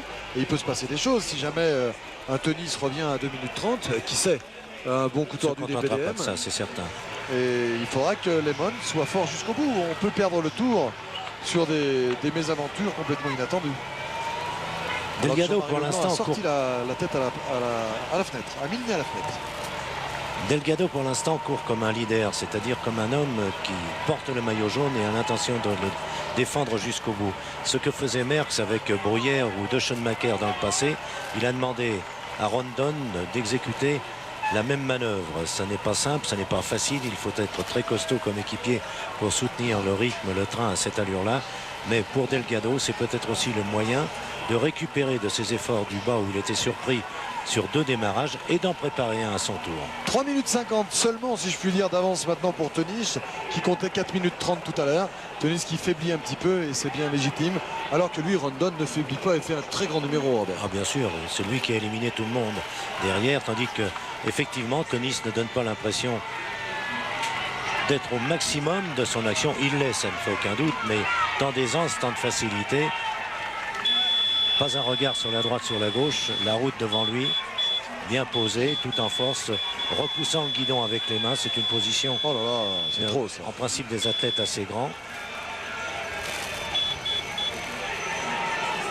Lemon et Fignon maintenant ont l'esprit paisible. Fignon encore qu'il souhaiterait reprendre quelques secondes à Lemon, bien entendu. Le maillot. Il le tentera. Mais ils sont assez paisibles parce qu'ils ont impressionné Delgado dès les premiers virages. Et maintenant Delgado montre qu'il n'est pas tout à fait capable de se lancer dans l'offensive qu'on attendait de lui. Alors qu'on va voir maintenant sur un plan au sol. Et un démarrage à 5 km du sommet peut permettre à celui qui vient de le tenter de réaliser de gros bénéfices. Parce que les écarts peuvent être très importants. Patrick, voilà. Oui, j'allais vous demander. Patrick Robert. Oui. Oui, juste pour vous dire que j'ai la nette impression en ce moment que Charly Mottet, exactement comme dans le scénario du col de la Croix de Fer, est en train de revenir un petit peu sur les hommes de tête. Ça va un peu mieux, emmené par Caricou. Il avait 2 minutes de retard tout à l'heure sur le groupe maillot jaune et il me semble qu'il regagne du terrain un petit peu. Oui, mais il me semble quand même hors de course. Non. Bien sûr, mais il y a quelques autres retours assez remarquables, hein, Gérard. Oui, Robert. Il me semble qu'on a aperçu très rapidement d'autres retours assez remarquables. Tönnies toujours seul en tête avec le dernier écart nous donnait 3 minutes 50 d'avance pour Gertjan Tönnies. Gertjan Tönnies appliqué et qui refuse l'eau que lui tendent ses supporters, que lui versent surtout les supporters dans le dos. Alors que Rondon lui poursuit inlassablement. Oui. Va-t-il tenir encore longtemps? Parce que c'est admirable ce qu'il fait, mais il commence à accuser l'effort. C'est pourquoi on assiste à des rapprochements à l'arrière. Gérard nous signalait, Mottet en passe de récupérer quelques dizaines de mètres. Delgado doit être juste, car s'il n'attaque pas maintenant, il sera trop tard dans quelques hectomètres. Et il se contente de donner un peu de fatigue supplémentaire à ses adversaires en faisant rouler Rondon, mais ça ne fait pas d'écart, ça. C'est pas comme ça que Pedro Delgado pourra gagner le Tour de France. La chaleur est étouffante, ce qui arrange bien les affaires de 3 au moins des 4 leaders, Fignon, Delgado et Lemon, qui adorent courir dans ces dispositions. On ne va pas insister jusqu'au bout sur la foule qui est massée sur l'Alpe d'Huez. Alors que Roux semble revenir un peu sur le groupe du maillot jaune. Groupe du maillot jaune qui se contente également maintenant d'assurer un tempo. Bon, Lemon maintenant n'a plus à attaquer. Non, mais c'est un petit train aussi. C'est un faux train. Rondon, à force de mener, ça fait bien 4 ou 5 km qu'il occupe la première place. Il est au bord aussi de la faillite. Lui. Delgado relance un petit peu, mais pas suffisamment pour placer une attaque. Delgado qui a beaucoup de supporters aussi. Vous avez eu Segovi inscrit sur la route. Même Musseux a ses supporters dans la montée de l'Alpe d'Huez. Tous les Néerlandais au bord de la route. Gertjan, Telouk. Vous voyez, tous les Néerlandais sont encouragés par leurs compatriotes. Patrick. Oui, Gérard. Oui, confidence de José Miguel Echevarri tout à l'heure en roulant à côté de lui à propos de la tactique de Delgado aujourd'hui. Il m'a dit, voilà, Pedro va essayer de rester calme et très attentif pendant toute la montée de l'Alpe d'Huez. Il va tester au fur et à mesure la force de tout le monde. Et il est sûr que quelqu'un va payer l'addition. Voilà ce qu'il m'a dit exactement. Oui, mais après l'Alpe d'Huez, vous lui dites que c'est fini quand même. Oui, il faudra tout le prévenir que l'arrivée est jugée au sommet de l'Alpe d'Huez. Parce que quand il aura testé tout le monde, il va se retrouver toujours à 2 minutes 48 de Greg Lemon. Et il ne s'en pas fait avancer le Schmilblick. Enfin, il ne faut pas être difficile non plus avec les coureurs, parce que c'est facile comme ça, assis devant un écran, de dire que Pedro Delgado devrait attaquer, mais ça se fait avec les jambes, ça. Bien sûr. Et on a assez de respect et d'admiration pour eux, et pour Delgado en particulier, pour lui tenir rigueur de sa non-agression d'aujourd'hui, si je puis dire. Cela dit, la course elle-même, depuis le pied de l'Alpe d'Huez, a pris une autre tournure, et elle devient de plus en plus admirable, parce que Tenis impose une telle allure à tous qu'il passe actuellement sous le panneau des 5 km. Jean-Paul. Jean-Paul va nous faire un top, je pense. Jean-Paul. Oui, 5 km. Pour l'instant, mais l'écart est en cours. Hein. Merci Il y avait 3 minutes 50 tout à l'heure, donc l'écart pour le moment est en cours. Il va bientôt y avoir 2 minutes. Et c'est bouteille d'eau versée. Les Rareta en difficulté derrière. Aussi pas, et les Rareta encore moins. Oui, on le redit au public qui va se masser demain du côté de Villard-de-Lans, après-demain du côté de Porte. Attention à l'accélération là encore. Ouh, Delgado maintenant se maintient à une longueur. Quand il prépare un démarrage, c'est ainsi qu'il agit. Les Rareta, lui, a quelques difficultés à suivre. Et Fignon ferme la marche de ce qui est maintenant le groupe des 4. Rondon, Delgado, Lemond et Laurent Fignon. Bonjour messieurs. Les Rareta, c'est fini comme Rox. Tentative de retour désespérée, mais devenue impossible. De l'image d'hélicoptère qui montre Fignon en train de s'alimenter à l'arrière du groupe de 4. Et Delgado qui se redresse pour s'alimenter lui aussi. C'est là le triplé gagnant, le tiercé de ce Tour de France. Delgado, Fignon, Lemond. Dans quel ordre à Paris? Pour l'instant, l'avantage, aujourd'hui en tout cas pour l'instant, est à Lemond. Il est dur, Rondon. Il mène de façon à n'abriter du vent que Delgado. Lemond et Fignon sont obligés de rouler dans la bordure. Tout près des spectateurs. La bordure aujourd'hui étant une bordure humaine. Secondes. Écart 3 minutes 15 secondes. Ah, 3 minutes 15, c'est dire que le faux train de Rondon fait quand même mal à Kartian Tenis qui paye les efforts du jour, puisque on vous rappelle quand même qu'il a franchi également la Croix de Fer tout seul et que la journée a dû lui paraître bien longue, même si elle est couronnée de succès à l'Alpe d'Huez, ce qui ne fait plus véritablement de doute maintenant. Non, on pouvait craindre pour lui qu'effectivement il perde davantage de terrain sur l'Alpe d'Huez. Mais les 3 autres sont bloqués maintenant. Est-ce qu'il y en a un qui va faire éclater ce groupe des 4? Ah, j'aimerais bien pour la beauté du spectacle. On a eu tout à l'heure un petit avant-goût, un petit cocktail d'apéritif qui nous a bien plu avec cette attaque de Fignon aussitôt contrée par Greg Lemond. Alors qu'il va recevoir une centaine de litres d'eau comme ça dans toute la montée de notre ami Tenis. Tout à coup, il va s'alourdir de 3-4 kilos. Le public, c'était il est vraiment superbe. impressionnant. Superbe dans l'effort. On disait de Koblet que c'était le pédaleur de charme, c'était certain. Mais je pense que maintenant Tenis est dans la ligne. On lui souhaite simplement la même réussite qu'Hugo Koblet, le même palmarès. Il est jeune Tenis, il a 26 ans seulement. Et il est promis un bel avenir encore. Le groupe maillot jaune plutôt arrive au panneau indiquant arriver 5 km. Oui. Millard, je vous signale, est toujours intercalé et il se trouve 15 secondes à peu près devant le groupe maillot jaune. Voilà, Millard qui va être repris par ce groupe donc dans quelques hectomètres sans doute. Il sera intéressant de savoir si Robert Millard peut prendre ce wagon au passage. En tout cas, ni Fignon, ni Lemond, ni Delgado ne connaissent de défaillance. La seule défaillance du jour, c'est Charlie Mottet. Ce serait sur un autre terrain, on dirait qu'ils peuvent faire de la patinette un peu. Ce n'est pas tout à fait le cas là. Peu à peu, il se rapproche de Tenis. À 5 km de l'arrivée, Tenis peut encore tenir jusqu'au bout. Steven Rooks en grande difficulté maintenant. Il a complètement craqué, Steven Rooks là. Ah, Rooks, oui, qui a fait une partie du travail aujourd'hui, mais c'est Tenis qui était à l'avant.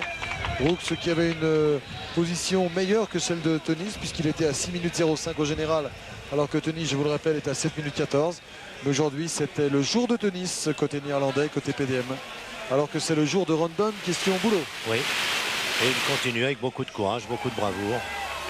Il a connu des moments difficiles aussi. Pour l'instant, ça a l'air d'aller un peu mieux pour lui. Même si le terrain est moins pentu, un peu moins pentu, mais gare à la fin. Il n'aura pas volé une place parmi les 6 premiers, lui, quand même. Abelardo Rondon, qui sera peut-être le héros du jour, là, qui propose de l'eau à son coéquipier. Qui refuse. Qui refuse. Toujours. Et il n'en propose pas derrière. C'est vrai qu'il n'est pas là pour ça. Abelardo Rondon, équipier de luxe aujourd'hui. Mais ça ne suffira peut-être pas. Je veux dire, ça ne suffira sûrement pas pour faire la différence et pour permettre à son leader de grignoter de grosses poignées de secondes. Il retarde le moment, s'il le peut, où il doit s'engager fermement Delgado. Vous le rappeliez tout à l'heure, il ne reste plus tellement de temps d'ici à Paris pour renverser complètement la situation et lâcher à la fois Lemon et Fignon qui le précèdent au classement, et son retard est quand même supérieur à 2 minutes. 2 minutes 48. Gérard? Oui, Jean-Claude. Oui, si vous me recevez, nous allons faire un top dans quelques instants. Nous allons faire un top dans quelques instants en ce qui concerne Tenis, car je suis derrière Tenis avec la tête du groupe maillot jaune. Donc, dans quelques instants, je vous appelle. Vous n'hésitez pas à nous interrompre pour faire votre top et nous donner donc l'écart. Écart qui est descendu encore selon les informations que nous livrent nos amis de HP, qui chiffrent maintenant à 3 minutes 10 secondes le retard des 4 hommes que vous suivez actuellement. Rondon, Delgado, Lemon de Fignon sur Tenis, alors qu'il ne faut pas l'oublier, Robert Millar est toujours intercalé, n'a pas encore été repris par cette bande. On avance. On le devine là-bas au fond. C'était au virage 3. Évidemment, maintenant, ça devient plus tendu pour Tenis, qui a épuisé tous ses développements. Plus petit braquet, mais c'est la seule solution aussi. Jusque-là, il a été en force, en puissance, depuis le début de son échappée, qui remonte presque quand même au moment du départ. Ah, il fera 5 ou 6 fois moins de tours de pédale que les gens qu'on a pu voir monter ce matin, notamment en VTT, avec des développements complètement incroyables qui vous permettent de monter et de grimper au mur. Voilà. Quel succès les VTT, Fignon s'en va. Sortie de l'arrière, rien. Voilà, bien joué parce que Delgado ne peut pas. C'est à Fignon, c'est à Lemon maintenant de tenter de réagir. Il semble que Greg, pour le moment, attendent jusqu'au bout l'épuisement de Delgado, incapable. Lucidité ou faiblesse? La question est là. Pour Delgado, à mon avis, faiblesse. Lucidité pour Lemon. Sinon, Delgado aurait déjà demandé à son équipier d'activer encore. Mais c'est la grosse différence qui est faite. Il faut laisser passer la caméra du direct. Jean-François, merci. Voilà. Je savais bien que Jean-François nous laisserait passer. Lemon part en contre maintenant. Rondon est lâché. Lemon tente de partir en contre. Ah, Lemon est sur un trop grand développement, est presque planté ici, alors que l'on apercevra sur la droite, à la sortie du virage, les chalets de l'Alpe d'Huez et 4 km ou 3 km encore à couvrir pour Lemon qui s'effondre à son tour. Attention, grand moment du tour là. Lemon est en train de s'effondrer et tout l'eau loin là-bas, regardez l'écart qu'il a déjà fait. Delgado part à la recherche de son temps perdu, mais c'est Laurent Fignon qui fait l'exploit du jour pour l'instant. Fignon lancé comme une bombe. Robert, grand moment du Tour de France. Fignon va peut-être reprendre le maillot jaune. Oui, de toute façon, Delgado, s'il arrive avec Fignon, aura réalisé lui aussi une belle performance parce que il fait ça avec un courage presque surhumain. C'est tout l'orgueil qu'il a en lui, splendide orgueil qui lui permet d'essayer de lutter avec Fignon qui peu à peu s'assure mètre par mètre d'avance. Oh là là, quel numéro de Laurent Fignon. J'avais peur qu'on soit déçu de cette étape. Au départ, on s'est dit qu'il se passait quelque chose. On avait eu droit qu'au départ de Fignon en début d'ascension. Et maintenant, on a droit au grand numéro qu'on attendait. C'est Fignon avec Delgado qui est complètement lâché maintenant. Il a lâché les chevaux, Delgado, en quelque sorte. Car il sait qu'il faut aller chercher Fignon et que ce sont eux deux qui vont se disputer maintenant. Fignon est à 53 secondes de Lemon au général. Ça veut dire qu'il est en train de reprendre le maillot jaune. Delgado, lui, est à 2,48. Ça veut dire qu'il va préserver ses chances s'il arrive avec Fignon, car il ne serait qu'à moins de 2 minutes de Fignon. Et là, tout serait possible. La question, Robert, c'est de savoir combien Lemon va laisser à Fignon sur ce final. La dernière image que nous avons de lui laisse craindre que Lemon ne connaisse un véritable effondrement. A-t-il le temps de récupérer sur 1 km seulement et sauver ainsi son maillot jaune? Mais pour Delgado, quel merveilleux point de mire que Fignon, dont l'allure s'est maintenant stabilisée aussi, et dans un sprint où il sort tout ce qu'il a en lui, Delgado essaie de revenir sur Fignon. Mais Fignon ne se retournera pas. Il sait qu'en puissance, il peut encore creuser l'écart en agissant de la sorte. Ce n'est pas le même genre de coureur que Delgado. La beauté de cette scène avec une marée humaine là tout au long des derniers kilomètres de l'Alpe d'Huez. Impossible de chiffrer les dizaines, les centaines de milliers de spectateurs qui voient ici Laurent Fignon réaliser l'un des plus grands exploits de sa carrière. Si tant est qu'il réussisse, et ça me semble le cas, d'aller jusqu'au bout comme ça. Fignon qui réalise un très grand numéro, mieux que dans Super Bagnères. Dans Super Bagnères, c'était une petite pique où il avait pris une poignée de secondes à Lehmann. 7 et 8, ça devait faire 15 secondes.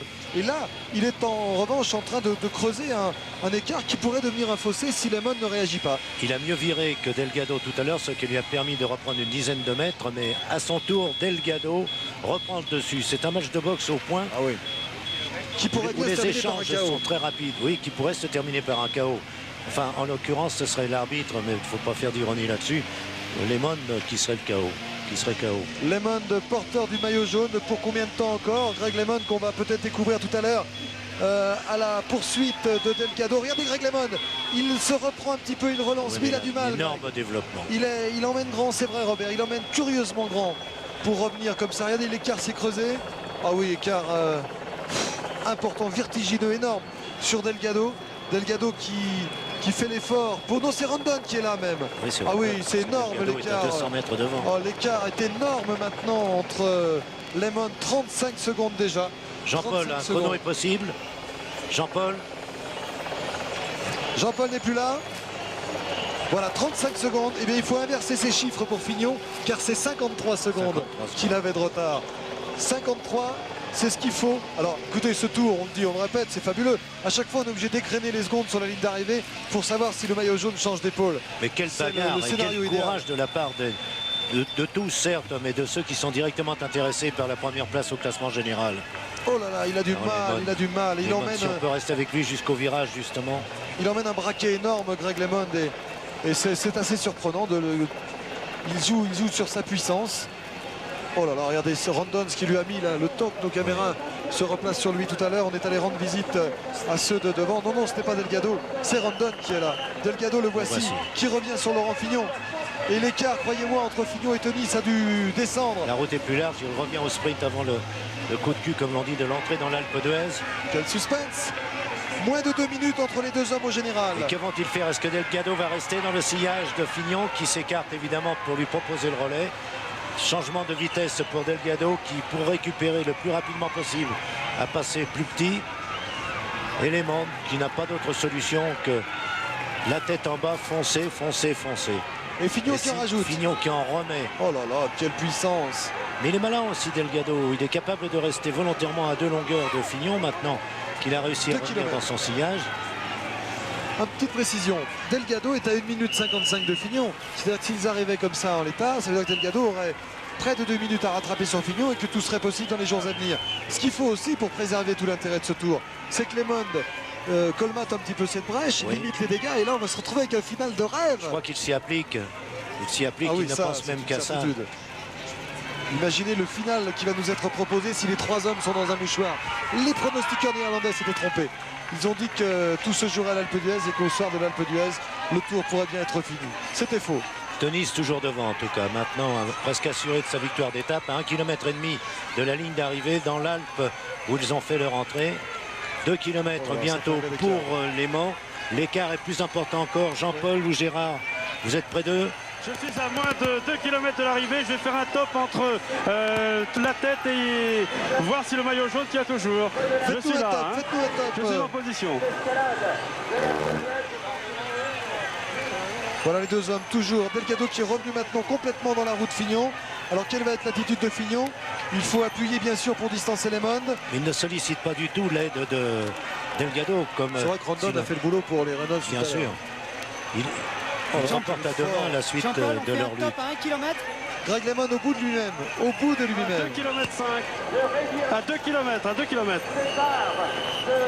52 secondes. Une seconde d'écart entre les deux hommes au classement général. Une seconde, c'est donc Laurent Fignon, la foule vient d'apprendre la nouvelle, éclate de joie. Lehmann déchaîné du même coup Fignon. Regardez, quelle difficulté, quel énorme braquet pour Lehmann. Mais c'est inouï de ne pas essayer de mouliner un petit peu plus. Quelle idée. Surtout que c'est le pourcentage le plus difficile ici, alors que Fignon, dans l'Alpe d'Huez, avant de tourner à droite pour se rendre vers l'arrivée, rencontre un terrain beaucoup plus propice à cet effort-là. N'oublions pas que Tony c'est devant. Pardon? Attendez, il n'est pas encore passé. Oui, allons-y. 48 secondes. secondes. 5 secondes d'écart entre les deux hommes. 500 de l'arrivée. Lemon relance, Robert. Match. Un match fabuleux. Teunis seul devant pour la victoire d'étape. Et derrière, pour le maillot jaune, 3 hommes. 2 ensemble ici à l'image. Laurent Fignon qui emmène Delgado avec le dossard numéro 1, vainqueur du Tour l'an passé. Et puis derrière, le troisième homme qui tente de limiter les dégâts et de rester dans le sillage des deux, car il l'a dit encore ce matin, s'il est tout près d'eux dans le contre-la-montre des Champs-Élysées, il pourra faire la différence. Dernier kilomètre ici, dernier kilomètre pour les deux hommes. Teunis, lui, va bientôt franchir la ligne d'arrivée. Il aura perdu un temps considérable, Teunis, mais c'est bien normal contre 4 contre-attaquants aussi volontaires. Oh, on a la main sur le chrono. Avec autant de classe. Il n'a pas loupé ce dernier virage qui est très dangereux. Teunis et se dirige donc maintenant vers le juge. Vainqueur d'une splendide étape pour sa part. Ah oui, extraordinaire. Quelle belle victoire. Il était déjà au sommet de la Croix de Fer tout seul et il a réussi un fantastique final. Alors, une dose d'émotion pour la victoire de Teunis, c'est normal et ça ravit les supporters néerlandais. Mais c'est après que ça va se passer et qu'on va se livrer à des calculs. Teunis, attention, un premier top pour Teunis et le deuxième sera plus important. Top pour Teunis qui l'emporte en 5 heures, 10 minutes et 39 secondes. Le deuxième top sera bien plus important. Lemond derrière Fignon et Delgado. Fignon qui en rajoute, il sait qu'il est en train de gagner le maillot jaune. Maintenant, il s'est mis en position presque de recherche de vitesse sur un terrain qu'il connaît admirablement. Bien relancé Lemond, non? Lemond, oui, mais enfin je pense que l'écart doit dépasser la minute maintenant parce que Lemond est bien seul, ne perçoit plus Fignon et Delgado, l'un tirant l'autre. Fignon devant Delgado. Delgado ne va pas sauter Fignon peut-être pour la deuxième place, car Fignon non, il n'y a a pas fait de bonification alors. Non, et puis ça ressemblerait à l'esprit de Delgado. Oui, bien pris complètement à l'extérieur, avec une relance de Fignon. Delgado dans sa roue. Et Delgado va laisser Fignon prendre la deuxième place, semble-t-il. Oui, sportivement, à moins que...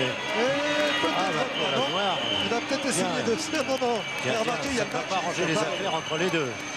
Oui, parce qu'il a roulé tout le temps, Laurent, il s'est fait sauter, comme on dit, par Delgado. Attention, top 1 minute 08. Alors 1 minute 08, et c'est maintenant que ça commence le décompte. 53 secondes, donc 53 secondes plus 1,08. Il faut donc 2 minutes déjà. 05. 10 secondes déjà. Et Lemond n'a pas pris de virage à gauche pour entrer dans la ville, tandis que Rondon va sauver une place d'honneur amplement méritée lui aussi. 2 minutes 01. Il faut que Lemond déjà franchisse la ligne avec moins de 2 minutes 01 en bas à gauche de votre écran.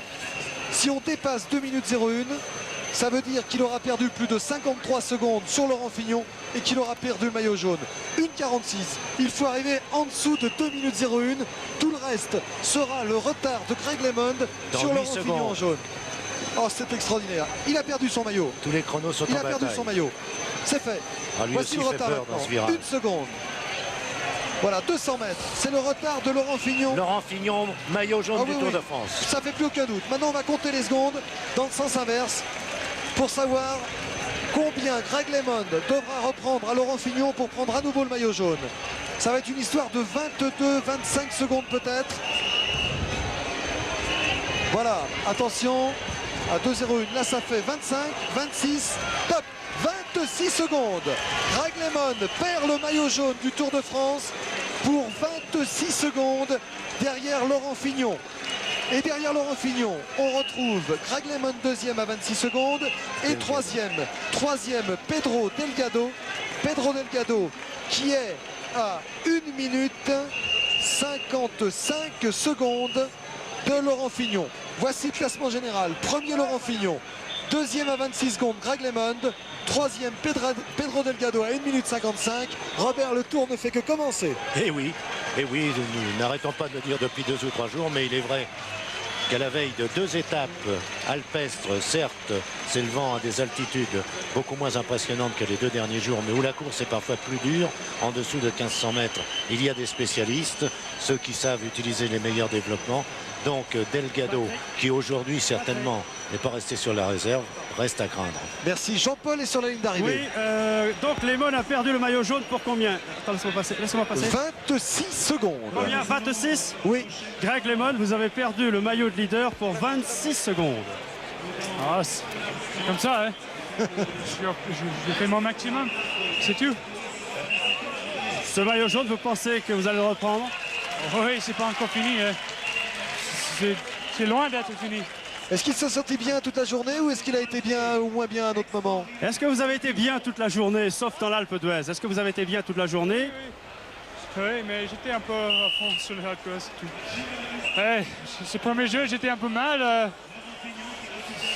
C'est normal. C'est beaucoup de pression à avoir le maillot. J'ai fait beaucoup d'efforts hier. J'ai payé un peu pour ça aujourd'hui. Mais c'est comme ça. Voilà, merci Greg LeMond qui est accompagné de son épouse. Arrivée de Herrera pendant ce temps. Il est curieux simplement de remarquer qu'il y a 2 jours, c'était LeMond qui semblait garder une forme parfaite, moyenne, sans faiblesse, sans éclat, alors que Fignon, que Delgado, que Mottet, qui lui souffre encore aujourd'hui, semblait dans un mauvais jour. Fignon aujourd'hui a été pour sa part fantastique. Chapeau Tennis qui remporte donc cette étape à l'Alpe d'Huez, alors que la grosse déception, eh bien la voici qui apparaît sur votre écran maintenant dans la dernière ligne droite. Et on parlait de la bande des 4, et bien maintenant on va parler de la bande des 3, du triplé, car Charly Mottet qui arrive ici à plus de 5 minutes du vainqueur de l'étape. Et bien Charly Mottet n'est plus dans la course du maillot jaune, et on parlera maintenant de Fignon, de Delgado, de Greg LeMond, mais pour la victoire finale, je crains qu'on ne puisse plus parler de Charly Mottet. Demain, il sera presque chez lui. Ça peut être un avantage moral, mais est-ce suffisant, hein? Steve Bauer, Sean Kelly également passe la ligne maintenant. Patrick? Oui, Jean-Paul. J'ai Pascal Simon ici à mes côtés. Alors Pascal, donc le maillot de leader est à nouveau dans la formation. Est-ce que vous aviez recueilli ce matin les confidences de Fignon? Non, il nous a rien dit. Je l'ai senti vexé il y a 2-3 jours, mais ce matin, je le sentais très confiant quand même. C'était une montée qu'il connaît parfaitement. Et en bas, comme je disais tout à l'heure, il montrait du doigt la montée de l'Alpe d'Huez à certains coureurs. Et je me disais, aujourd'hui, il est dans un grand jour, parce que quand je le voyais sourire comme ça, je me disais, il prépare un grand coup et je ne me suis pas trompé. Voilà, bah écoutez, il vous écoute. Laurent Fignon est à nos côtés. Laurent Fignon vous écoute. Et oui, parce que c'est une belle surprise. Laurent vient de nous rejoindre. Laurent Fignon vous écoute. Ben, je dis bravo, hein, et on va faire le maximum pour amener ce maillot à Paris. C'est gentil. Alors Laurent, c'est le beau jour. Pour nous, c'est un grand jour, parce que vous prenez le maillot. Voilà, bah tiens, on vous apprend les écarts. Les petits calculs auxquels je me suis livré. Greg LeMond est maintenant à 26 secondes de vous au général. Pedro Delgado à 1 minute 55, alors qu'on va demander à la caméra de se rapatrier par ici pour voir Laurent avec nous. Et donc 26 secondes, 1 minute 55. Ça veut dire que, rien n'est fait, comme on disait, le tour n'est pas fini, mais que vous marquez un point très important aujourd'hui. Je suis très déçu parce que je voulais gagner à l'Alpe. C'est tout ce que j'ai. C'est vrai? Non, enfin, c'est un rêve. C'est l'ironie. Non, c'est un rêve que je voulais réaliser avant d'arrêter. Je voulais gagner à l'Alpe. C'est pas encore pour cette fois, mais le principal, en fait, c'était de prendre le maillot. 26 secondes, je sais ce que j'aurais voulu avoir. C'est ce que j'espérais prendre à Greg aujourd'hui. 30 secondes d'avance au général.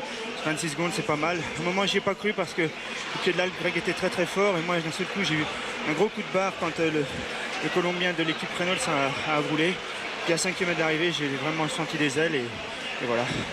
L'attitude de Delgado, vous passant sur la ligne d'arrivée alors qu'il n'a pas pu vous accompagner sur la fin, prendre les relais. Qu'est-ce que vous en pensez? C'est important. Je crois que Pedro a eu beaucoup de mal à revenir dans ma roue. Donc il a fait un effort très très très violent. Et après il devait être un peu entamé. Au sprint, ce que j'ai voulu, c'est ne pas perdre une seule seconde sur lui. C'est ce que j'ai réussi à faire. Donc le principal est sauvé. Voilà, Laurent, on va le remercier d'être venu avec nous, mais il faut qu'il aille au protocole. Il n'a pas reçu son maillot jaune. Et nos amis du Tour de France seraient vraiment déçus alors que Gant Tennis vient de lui serrer la main. Oui. Donc Laurent, merci de nous avoir rendu visite. Et ça a été une très belle surprise que de voir Laurent comme ça dans la tribune de l'Euro. Et Laurent doit descendre absolument. Ça fait partie quand même de... Voilà, 1 minute 5, j'avais dit 26 secondes et 1 minute 55. C'est 26 et 1 minute 56. Allez, une seconde de plus d'avance pour Laurent Fignon sur Delgado. Tandis que Tennis, lui, est à 5 minutes et 12 secondes. Alors Laurent nous a fait cette bonne surprise de venir nous voir. Pour montrer qu'il voulait bien collaborer avec la presse, malgré les petits problèmes connus ces jours derniers. Il faut comprendre les coureurs. Il fallait le libérer car ça fait partie du jeu quand même que d'aller prendre son maillot jaune, notamment pour les sponsors, il faut les comprendre. Jean-Paul, c'est à vous. J'ai Cyril Guimard ici. Alors Cyril, quelle conclusion tirez-vous de cette journée? C'est une journée qui a été relativement difficile. Laurent n'était pas très bien dans la montée de l'Alpe d'Huez, mais à 5-6 km de l'arrivée, je me suis rendu compte que Greg LeMond n'était pas mieux que lui. Et à ce moment-là, je lui ai dit il faut tout tenter. Il m'a fait la moue, puis finalement à 5 km, il a quand même tenté l'expérience. et les écarts sont creusés après. Mais il n'était pas trop déçu hier soir parce qu'à notre micro, il nous disait 14 secondes ici, 14 secondes là, c'est inquiétant. Ouais, c'est inquiétant, oui. C'est vrai que Laurent n'avait encore jamais réussi à être véritablement très bien dans une étape de montagne depuis le départ du Tour, que ce soit dans les Pyrénées ou dans l'étape d'hier. Et aujourd'hui, il est revenu pratiquement à son meilleur niveau. Et je crois que s'il peut refaire la différence un peu plus tard, ça sera nécessaire, car seulement 26 secondes d'avance sur les mônes. Avant les 24 derniers kilomètres contre la montre, rien n'est fait. Voilà. Est-ce que l'école de demain ne lui conviennent pas mieux que ceux d'aujourd'hui? Alors l'école, en ce qui concerne Laurent Fignon, l'école lui conviendra-t-il mieux demain et mieux que ceux d'aujourd'hui en tout cas? Oui, bien sûr. Et puis il faut savoir aussi qu'il reste la Chartreuse avec Granier, Cucheron et Porte, et que c'est une étape qui n'est pas très simple non plus. Voilà. Voilà, Laurent Fignon qui reçoit un nouveau maillot jaune. La valse des maillots se poursuit. Et puis, tant pis pour vous. Si vous étiez dit demain, je vais sur la plage, je ferai peut-être l'impasse sur le Tour parce qu'il sera joué à l'Alpe d'Huez. Eh bien non, vous bronzerez un petit peu moins. Vous passerez la matinée sur la plage si vous le voulez. Mais ensuite, vous viendrez nous retrouver pour vivre une étape demain qui sera très brève d'ailleurs. 91 km, je crois. On va vérifier ça avec Robert. Et une étape qui quand même pourrait faire des dégâts car elle nous amène 91 500, oui, elle nous amène du côté de Villard-de-Lans, la côte de Mille. La joie de Laurent Fignon à l'image et le son de Jean-Paul Olivier. Oui, je voulais simplement interviewer Bruno Cornillet qui le mérite car tous les jours il est à l'avant et ma foi il ne réussit pas. Mais enfin, souhaitons qu'un jour ça puisse marcher quand même, Bruno. Oui, c'était mon rôle de partir en éclaireur et j'avoue que avec le profil très difficile que le Tour nous réserve, les défaillances sont nombreuses et il ne faut quand même pas se leurrer car les favoris creusent d'énormes écarts entre eux, disons sur les autres, dans l'école. C'était donc Bruno Cornillet qui vous livrait son impression. Merci Jean-Paul, merci. Alors que vous découvrez là le classement général officieux. Donc, ah bah tiens, j'avais une 55 tout à l'heure, ils avaient mis une 56, j'avais corrigé mon compte. Et nos amis de vous avez une grosse influence sur le juge à l'arrivée. Une 55. Vous voyez, gardons-nous des jugements trop hâtifs. Au pied de l'Alpe d'Huez, on était déjà prêt à dire encore une journée qui, comme hier, est certes terrible, impitoyable pour les coureurs, mais il ne s'en dégagera rien. Vous savez, les vieux titres, les fameux titres, et la montagne a accouché d'une souris. Demandez aux coureurs si aujourd'hui la physionomie du Tour n'a pas changé. Ah oui, aujourd'hui on n'a aucune raison d'être déçu. Hier on était un petit peu déçu à cause de ce paradoxe dont on a parlé aujourd'hui. On avait vécu une grande journée, une belle journée, il s'était passé mille choses. Et puis curieusement, lorsqu'on faisait le classement général le soir, on s'était aperçu qu'il n'y avait eu que 13 secondes d'écart pour Laurent Fignon. Aujourd'hui, en revanche, tout a changé. Le maillot jaune change d'épaule. Delgado se replace plus près que jamais, donc puisqu'il revient à 2 minutes 48. Qu'est-ce que je raconte à 1 minute 56 à 1 minute 55, oui, 1 minute 55. Tenis à 5-12, donc il est peut-être un peu loin maintenant pour la victoire à Paris. Mais Fignon, Lemon, Delgado, 3 vainqueurs possibles du tout encore. Oui, qui vont jouer serré demain jusqu'au pied de la montée vers Villard-de-Lans, où bien des choses peuvent encore se passer. Précisément parce que cette montagne ne ressemble pas à celle que nous avons fréquentée jusqu'ici dans les Alpes et qui peuvent permettre à d'autres coureurs de venir troubler la fête du genre Cornillet, qu'on a mis en évidence à l'instant avec Jean-Paul, mais qui a animé, qui a été l'un des grands animateurs avec Tenis bien sûr, d'une échappée gagnante. Tenis n'a pas été revu. Il a quand même conservé un avantage considérable et cela peut inciter certains coureurs et leurs leaders de tenter de troubler la fête entre les grands. Voilà, en tout cas, bien belle journée, vécue à nouveau sur Antenne 2. Gilbert Larriaga était venu nous rejoindre pour vivre avec nous l'ascension du col de la Croix de Fer. Cela se passait juste après votre journal de 13h. Oui, Robert va rejoindre Jacques Chancel. Oui. Oui, j'ai Jérôme Simon ici auprès de moi aussi. Oui.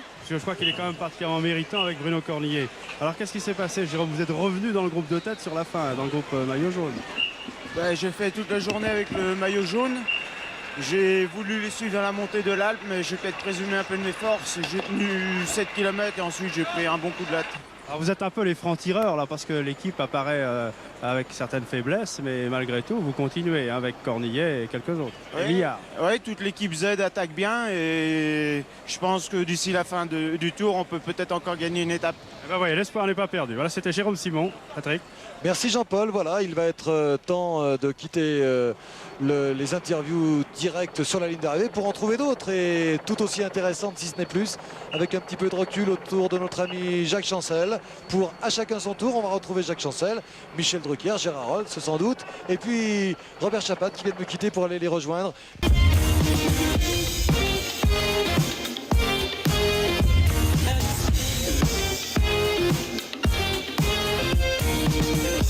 Profitez de votre programme avec les gélules végétales Prostasecura, solution naturelle pour les troubles urinaires liés à la prostate, en pharmacie et sur vitalco.com. Les plus grandes stars du catch, les meilleurs combats, des stadiums bondés, le plus grand show